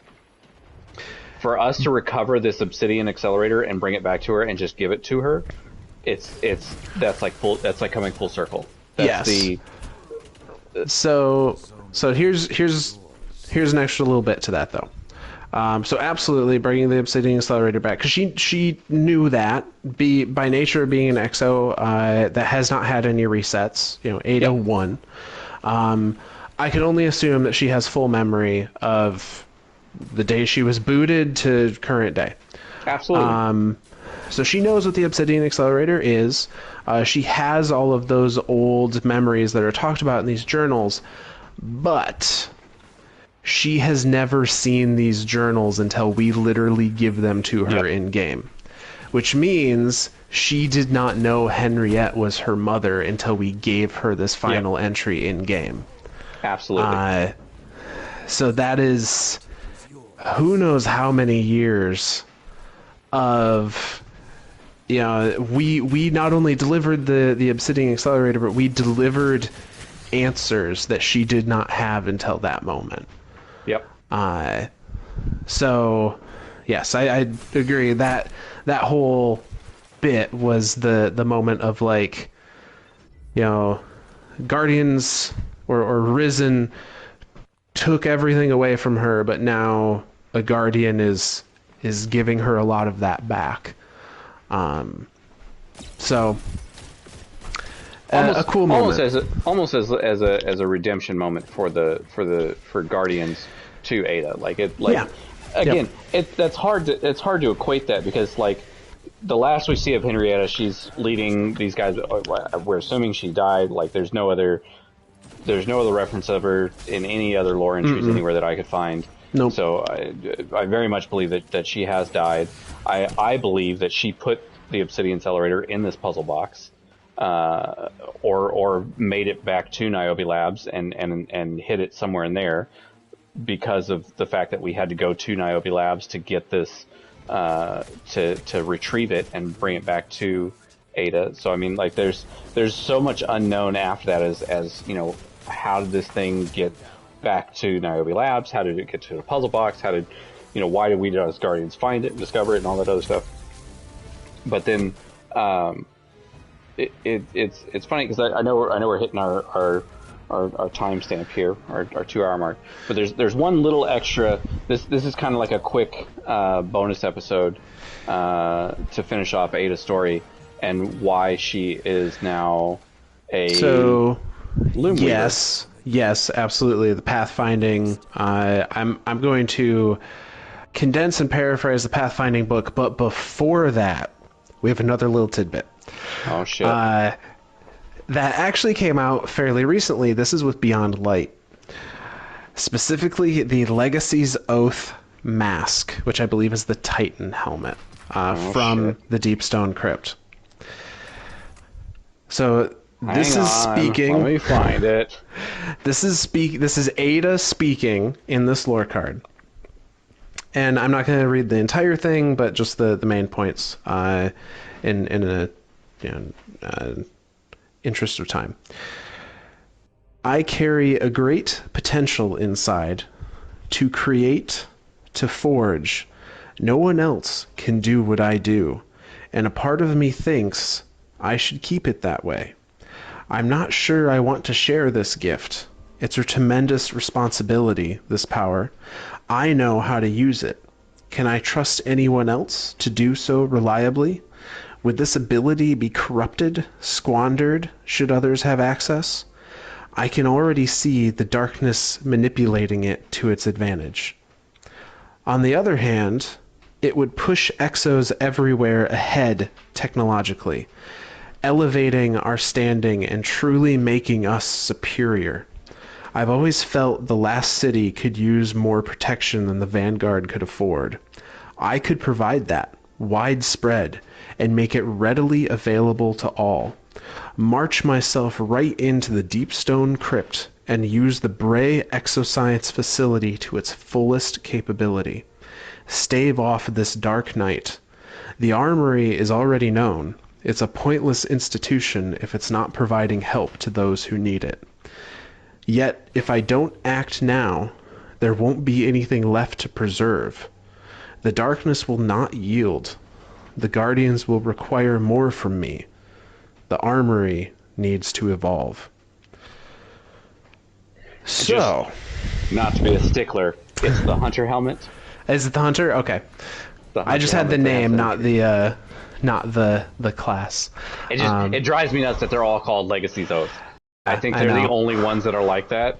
Like, there's no other set that is the same across all three, I don't think. Or maybe the Shadows, Bladesmith. I think there's a number of raids that might do it. But regardless, what this entry tells to me is that Ada is implying she has the ability to essentially make every exo in existence like her, a walking, talking forge. Yep. It's unclear what she does. I mean, I guess it's clear that she did not, because every exo in existence is not currently a walking, talking forge. Which is some bullshit. I want to be a walking, talking forge. But maybe she has hidden the Obsidian Accelerator away again, while she tries to figure out like if this is something she should do. By nature of having access to the Deepstone Crypt now, she apparently has the know-how to just go in there, plug the Obsidian Accelerator into whatever, and now exos can be upgraded to be like her. That's kind of nuts. That is nuts. There's no kinda about it. That is nuts. So yeah, I thought that was a really cool little entry and a really interesting little lore point that is literally never talked about again. Because Ada does not Turn us into walking, talking forges. Ada decides that she's gonna make some shiny new clothes. I mean, let's be real here. Destiny is the true end game of Destiny. Yes, Ada is very up to date on player engagement numbers. I mean, she is. So. Okay, so begin bonus content. Ada now runs the transmog system. The transmog system. Yeah. The loom, whatever you want to call it. Synthesizer, armor synthesis, something like there that. There you go. Yeah. There's a set of words for you. There's a thing. And the way she comes about this is very, very interesting, because it starts off with obviously the darkness comes, and what we as players have come to call the great. I don't. Do we have a name for it yet? I don't know that we do. The second collapse. The second collapse. I'm gonna call it the second collapse. Like the great sunset event, where half of Destiny was taken away from us. Yeah. More than half, and part of that being the forges. So the forges. It is explained in game that the forges have been lost to darkness. Well, specifically that they've been destroyed. So in the first entry of Pathfinding, Path's End, Ada is at what used to be Bergosia Forge with a fire team, and more or less discovers that the forge has been presumably destroyed by Fallen trying to scavenge it for parts or figure out how it works, or it's just rubble at this point. And it's implied that every forge that they have been able to go visit has had similar results. It's like this. And I remember that entry, like she picks up a chunk of, I think of obsidian, and like kind of mulls it over in her hands, and it's like, there's got to be something I can do with this. There's no way that this is going to be the legacy of the Black Armory. Like this can't just be lost to time again. Yeah, right. So she, discovers that these forges have been destroyed, and she is determined to recreate them, essentially. And so we come back to her in the tower, in her area of the tower as we know it, and she's got bits and pieces that she's collected from the forges and from the forge locations and other stuff that she's found over time, and has this giant book of Black Armory schematics, and it is essentially trying to recreate the work of her mother and the other two co-founders of the Black Armory on her own in a basement with limited resources, and needless to say is not doing so well at it. So much not doing so well at it that it's like she's trying to weld stuff, and like she's welding, and then she like, now this I kind of attributed it as the strength of an exo. Like she messes with it and it snaps in half, and she's like, "Damn it!" Just kind of throws it on the ground. In my head, I'm like, "This is just an exo that just snapped two pieces of metal that were just welded together in half, like it was nothing." But anyway, so Hawthorne comes over and Hawthorne kind of gives her some crap and is like, "Hey, you know what's going on?" And you know, kind of making fun of her area, kind of poking at her a little bit, and Ada's just kind of getting annoyed with her, and she's like, "Can I help you with anything? Like, like go away." And Hawthorne's like, "I was going to ask you the same thing. You know, I could hear you cussing everything out all the way up at my little perch." And Ada kind of gives her this really dry, like, "Can you interpret Armory schematics and machine the parts needed to assemble them?" And Hawthorne just like, "Nah, probably can't." Nope. "Can you convince Zavala to stop asking me when a forge will be operational again?" I can't do that either. And then, so Ada's just, "Sounds like the answer to your question is no." Yeah. And so it's like she's very much trying to get the forges again, like, and she even says that the forges are my legacy. They are my legacy. It is my responsibility to continue their operation. Zavala what Zavala's desires that are completely Or tangential. tangible. Yep. Tangential. Tangential. So she's not doing it for him. Right. They just so happen to align. And so like Hawthorne's very much like, okay, well let me see if I can help. Is there anything I can do type thing? Like I'm not real familiar with the Black Armory. You know, was it a dream to have the world's greatest gun oven? Like what is the Armory? And so Ada kind of mulls that over for a bit, and she kind of thinks to herself, and she says, "The Armory was founded to stand against the darkness, to shield humanity when we couldn't count on others to do so. The forges were simply the tools we used." And Hawthorne kind of chimes in, "Well, so much for that. You know, the pyramids rolled in, and last I checked, Mars is still missing. So is Titan. So is Mercury." And Ada kind of like, "You asshole! Like, did you really just come down here to antagonize me?" And Hawthorne's like, "All right. He's across the hall. Look, I know we aren't friends or anything. I'm not sure you have any of those, but people around here talk a big game about putting humanity first, but then it's all about the Guardians all the time. And we saw this from Hawthorne all throughout the Red War campaign, where she's like, I'm not a Guardian? Hey, right. You light-filled dicks. We've been surviving out here without the light for hundreds of years. We're fine. We've been doing things with one life, and we're still here. We're still here. Like, and so Ada kind of like, yeah, the devotion to light bearers can seem fanatical. And then she says, Hawthorne says, "But you're not like that, Ada." And Ada kind of thinks to herself again, and you know, I appreciate that sentiment,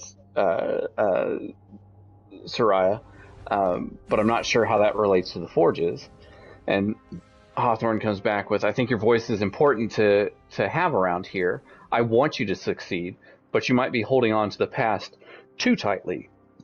And so, and that again kind of rubs Ada wrong again. Like, you presume to tell me how to carry on the Armory's legacy? Like, who the fuck are you? This legacy is literally all I've known my entire life. Like, my mother died for this. Exactly. She has an even more personal investment in this now, because at this point in the story, she has the Black Armory papers. She knows the Obsidian whole Accelerator. Story. Everything. She's like, "Excuse me, who the fuck are you?" Like, it's very much that way. And so Hawthorne kind of looks around and like pointing at all the forge stuff around, and she's like, no, I'm not trying to tell you how the Armory's legacy should be, but your founders didn't just wake up one day with forges on the brain. They started with a problem, then designed a solution as only they could. And Ada kind of thought about that for a bit, and it kind of molded over and was like, "So you're suggesting I'm starting with a solution instead, like limiting my view?" And Hawthorne says, I'm saying I would understand it if it was hard to let go of all this when it's all you've ever known. And Ada kind of says, the idea of leaving forges behind is admittedly unnerving. And Hawthorne says, I get it, but the old methods aren't working. Maybe it's time to carry on your founder's legacy in your own way. And Ada kind of goes silent for a little bit, and she thinks for a little bit, and she kind of looks back at her work and says, I should get back to work. Thank you for the advice. She genuinely appreciates it, and kind of sticks her hand out for a very stiff handshake.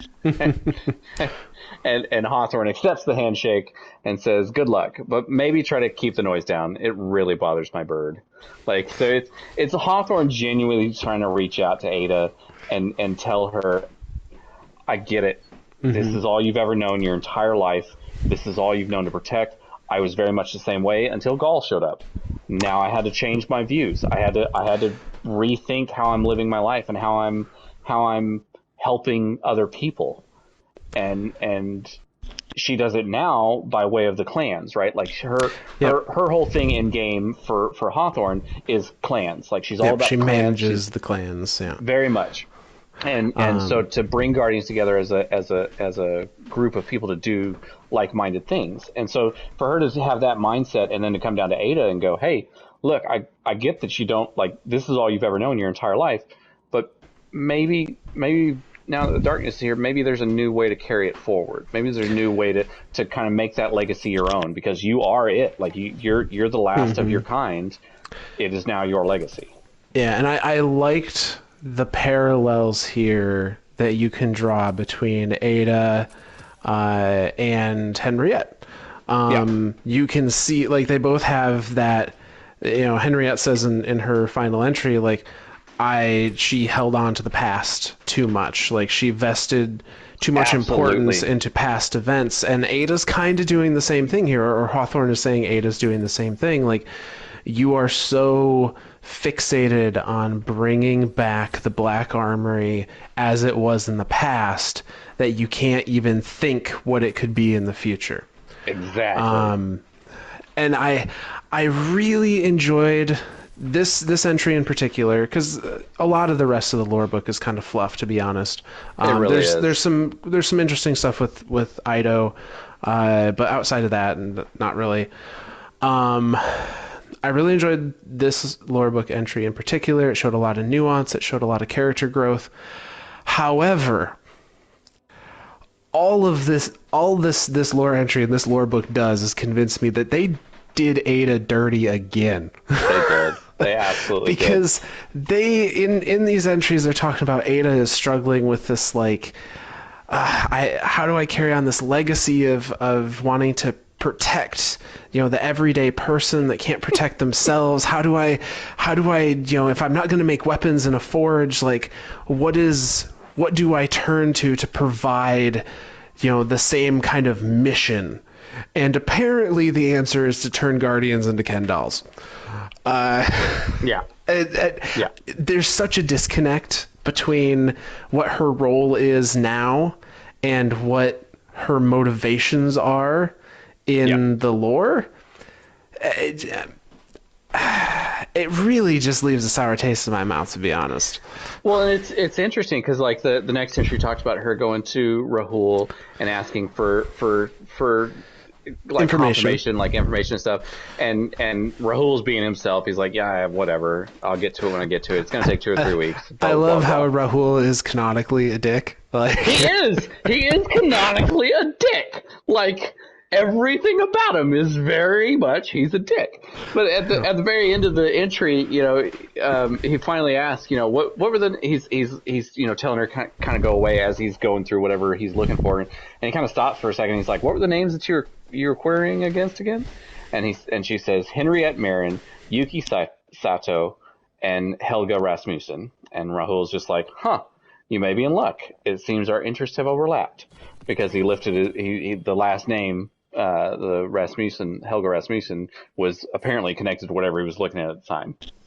So it's just like, I do love that he's canonically a dick. Like, yeah, this does leave a little tidbit of, like, what was Rahul looking for connected to Helga Rasmussen Black Armory founder and previously Clovis Bray technician.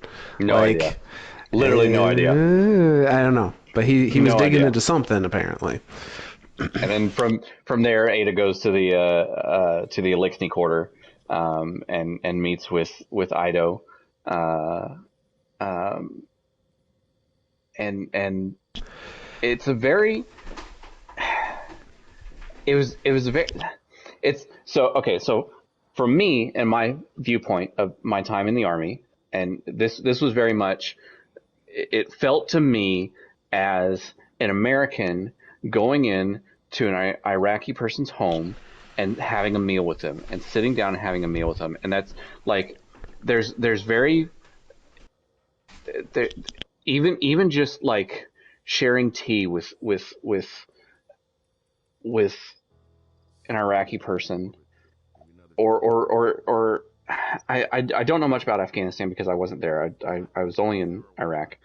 But the interactions that you have there, you very much build rapport first, and then you talk business. And everything about this entry felt very much like that about me, or to me rather. It was very much of Ada coming over to the Elixni quarter, going into their houses, and just kind of like not truly like it. She didn't. It wasn't like an instant information type thing. It was very much they had this nice little interaction between the two of them, and Ido has a lot of indirect answers, right? Like, you know, like there's a lot of there's no everything that's said between Ada and Ido is very much like indirect. Like there's you know, it's like one will mention one thing and another one, then the other one kind of comes back with a little like Elixni type saying, and then the one comes back and says something, and the Elixni comes back, oh, you know, it's always about guns, and then Ada comes back, you know, oh, well, we know you're no we know you're no strangers to weaponsmithing, and, you know, true, you know, we both our arsenals stand together in the shadow of the great machine. Like they're very much having this like, there's no direct until the very end, when it's just straight up, like the whole time it's very much just kind of the back of them back and forth, and as Ada finally kind of like, okay, it's whatever, I'll leave then, and right before she leaves, Ido kind of hands her a thing and says, this is something we found at the Bray Archives. It's not what you were looking for, but it may help decide where to walk next. And that kind of strikes Ada as like okay.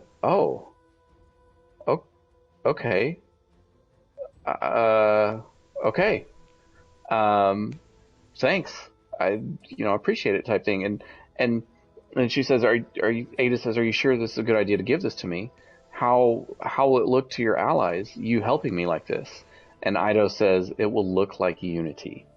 And that to me was another, like, it's very much what I feel was a lot of our interactions as Americans on Iraqi soil, interacting with the Iraqi people. And it was very, very, very, like, this one, I don't know why this one hit. I mean, obviously I know why it hit so close to home for me, but it was a very, very touching one to me, and the way the whole thing was handled between Ada and Ido. The legacy of the Forge and the Elixni people, who are just looking for a home and looking for friends and looking to be accepted. And there's a lot of parallels that can be drawn there, from Ada wanting to be accepted and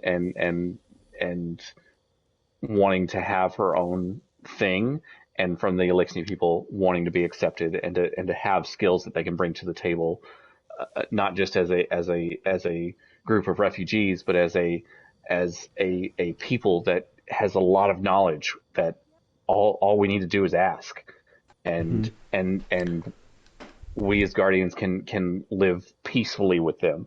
So it was a very touching entry there, which then leads into the last one, where it says Lewis was the first to notice Ada, which is the little bird. That's Hawthorne's little bird. Yeah, a little bird that freaks out every time you go talk to her. He goes full on corruption every time, and it freaks me out. But it's like, Lewis, are you darkness? Lewis is Savathun. Lewis? Oh no! Now for a while there, Evil Levante was Savathun, but she's not in the tower right now. So Savathun needs a presence in the tower. So now it's back to being Lewis. So she goes down and visits Ada, and so she's kind of looking out from the city. Or sorry, I think Ada's actually come up to Hawthorne's perch because they're looking out over the city. And she kind of jokes back, like, oh, was I making too much noise down there? And Hawthorne's like, no, it was way too quiet. And Ada just says, things have been going have been going more smoothly as of late. So Hawthorne's very happy to hear it and says, so what's the answer? Centuries old research on matter programming left behind by a megalomaniac. And if that isn't a grouping of words, Hawthorne just kind of like, whoa, sounds like a trip. And it was like, it has been. I feel quite changed by this experience. And Hawthorne says changes can be good. And Ada kind of thinks for a bit, and she says, there was one thing from our last conversation that stuck with me. And Hawthorne says, only one? Well, that's kind of disappointing.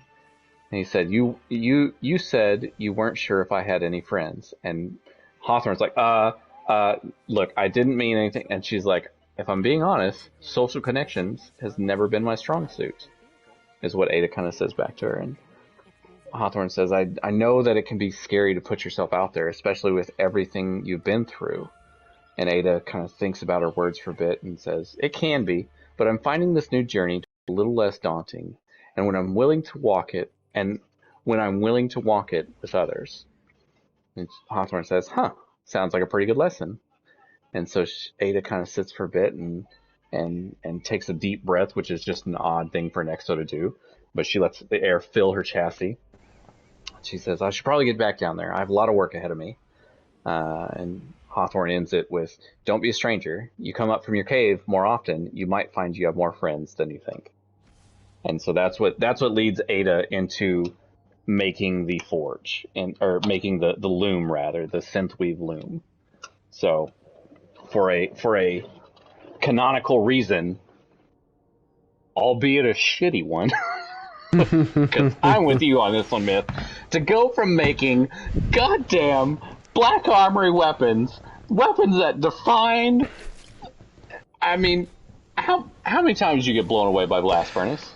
Oh yeah. Hammerhead was a beast when it came out. Hammerhead was all I used for like 2 years. Well, and not even that, but just it flies in the face of Ada's philosophy, even the philosophy expressed in the Pathfinding lore book. Yeah. Like, she talks about, what was the original purpose of the Black Armory, to be, gun printing machines? Like, no, it was to help people that could not otherwise defend themselves be protected. And somehow that transitions into make Guardian armor look different. Pretty. that is like a huge stretch. Like I get that dress needs the end game, but what about making it look different or pretty is helping the defense of it? I mean, right. If we have a dance-off, maybe.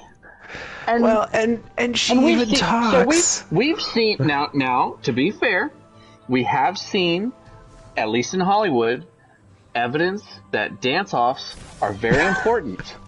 Okay, look at Guardians of the Galaxy. You remember the very end of the first one, when Star-Lord and he's against the guy and he just starts doing a dance-off and he's like, "What? This dance-off? Like, let's go, come on!" And so, I mean, dance-offs are very important. So if dance-offs are very important to ending battles with great beings of power, maybe Ada's onto something. Maybe our final form against the darkness is just to be the prettiest goddamn guardian we can. I really really hope that they, I mean, just give us one Eververse, give Tess the fucking synthesizer, and like give Ada a purpose that isn't just a cash grab, because her character deserves so much more. So much more. So much more. Like the everything she's been through, everything she's lost, everything about her character says that she needs to be a weapon forger again. And I hope, going back to kind of our prediction of the Siva season, I hope that Ada plays a role with Siva, and that the two of them come together, and Ada sees this as the final, like, oh shit, I can make Siva do whatever the fuck I want. I'm just going to have it build a forge for me. And then I'll start forging weapons again to where we can protect ourselves again. I hope, I wish that is how it goes. But time will tell. Time will tell.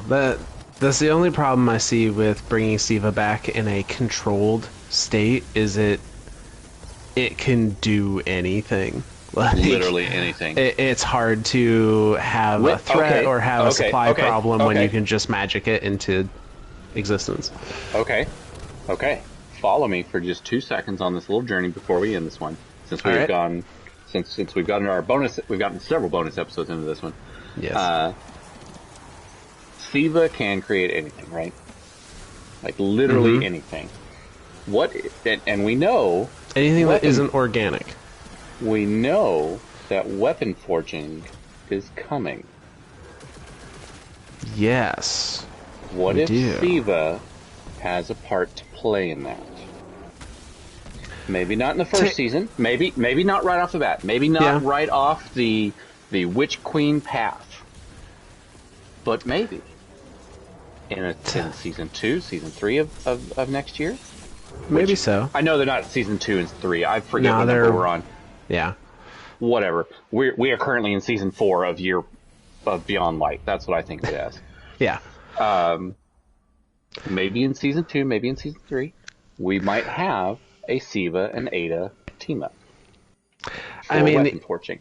Even if Siva doesn't come into play, if they make Ada in charge of weapon forging, then that actually makes some sense. I would love it. I would absolutely love it if the entire loom... not the entire loom. If Tess Eververse moves her happy ass out to the loom and is like, I'm here to present to you, Guardian, and Fenchurch is Savathun, and blah, blah, blah, blah, blah, blah, blah. That accomplishes a ton of things, because A, nobody visits Tess in person anyway. They just go to the store tab in the director. Nobody even goes down there. And the only reason to go down there is goddamn Drifter, and everyone wants him dead anyway. And everyone that does have things to do in the tower worth mentioning, like going to the postmaster, or getting prime engrams, or going to the bank, are all so sick of hearing Tess run her goddamn mouth. So just put her in the basement. So I gave her a thumbs up. Good for you. Good for you, Tess. Just get rid of her. Just put her somewhere else. Fucking Tess. She wanted to express herself, so I gave her a thumbs up. Nobody cares. Nobody fucking cares, Tess. Tess is the canonical reason why Guardians jump off the tower. You're not wrong. You are not wrong. You are not wrong. Tess and Rahul, the two of them can just go to the annex. Just go to the annex. Just go live in the annex. Yeah. Like we know nobody wants to be in the annex. It's just like in The Office. Like Michael Scott doesn't want to go to the annex because that's where Holly was, and it's a poopy place, and it smells back there, and Toby's there now. Like if Rahul and Tess can just be Toby and smelly annex, fine. Yes. So I think that is the ultimate takeaway from this episode. Rahul's a dick. It's canon. And Tess needs to live in the basement. In the basement. Speaking of which, the other day this is the last story before we sign off here. I went down to the old area where Benedict 99 used to be, right? Where during Halloween there's a bunch of like floating shit in there, and it's genuinely creepy. There's a couple of Elixinis down there, just chilling. And I thought it was a nice little like, hey, maybe you guys should go help the two guys that are trying to get a fucking drink out of the goddamn vending machine. I want to give those 2X. I want that to be the end of this season.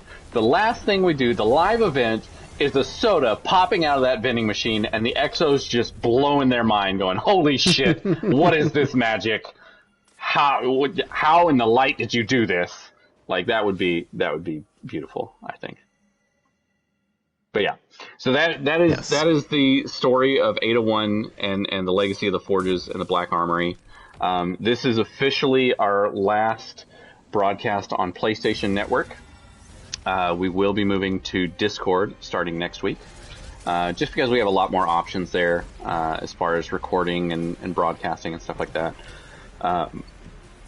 So next week, and we're going to have a few conversations with some people on where we're actually hosting this at, but we will have it all sorted out by broadcast time Monday, more than likely noon on Monday, of what we're going to do. So with that, I will start our thank yous.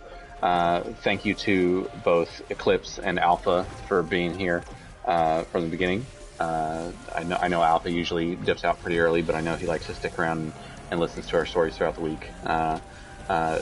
And Eclipse, thank you for being able to re-host, continue to host, or produce, intro. I don't know.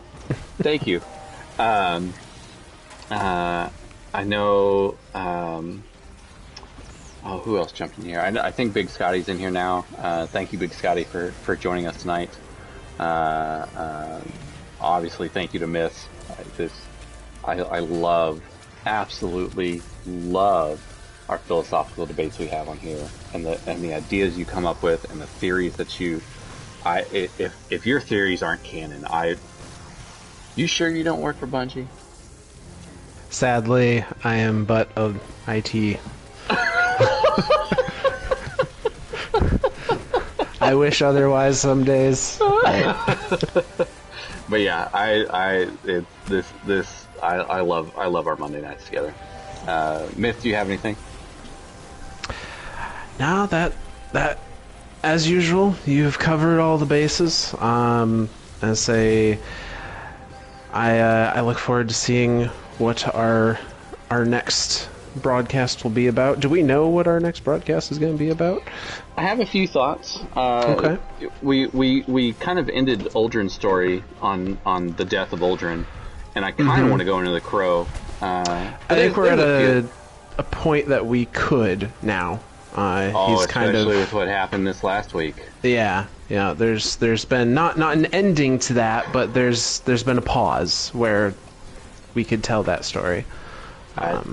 We depending on what happens this next week in Destiny, it may be a Crow Monday.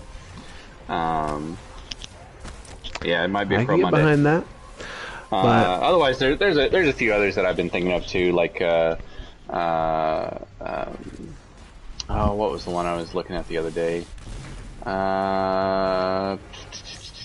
Well, obviously the 9, the Light and the Dark, like all of those have been ones that I've kind of wanted to cover. Yeah, those would all be biggies. Varric's would be an interesting one. Yeah, at least his time from like how the escape kind of happened and what happened to him on his way to being, out in Europa and going crazy. There's a few others, like there's some that I don't know that we could that are fully appreciated on their own. Like Legacy's Lament is one that it's a good one. It's definitely a good one, but I don't know that it can. Right, like. That one's told very well in game, but it's also very good on its own. But I think that ties way too much in with the exos themselves, and so obviously so much to like. The exos is going to be like a 40-part episode. Like there's no. Yeah. I think we're going to end up doing Crow next week. I think that's going to be the way to go. That sounds like a good one to come back to, especially given the current season's events. Absolutely. So, I'm fine with that. Regardless of where we end up streaming things, be it Discord or somewhere else, at least the last 2 episodes, the most relevant and the one before, will always be up on our Podbean, which gets posted to our internal chat whenever we finish. So if you are not in a situation where you can catch wherever we happen to be, like you can PlayStation chat, you can still view or listen to the recordings there. Ooh, good plug for ourselves. Yeah. I'm learning this whole content creator thing. Love it, fucking love it. Nice job, guys. So from all of us, thank you, Eclipse. So from all of us lore nerds to all of you guardians out there, thank you, and we'll see you out there.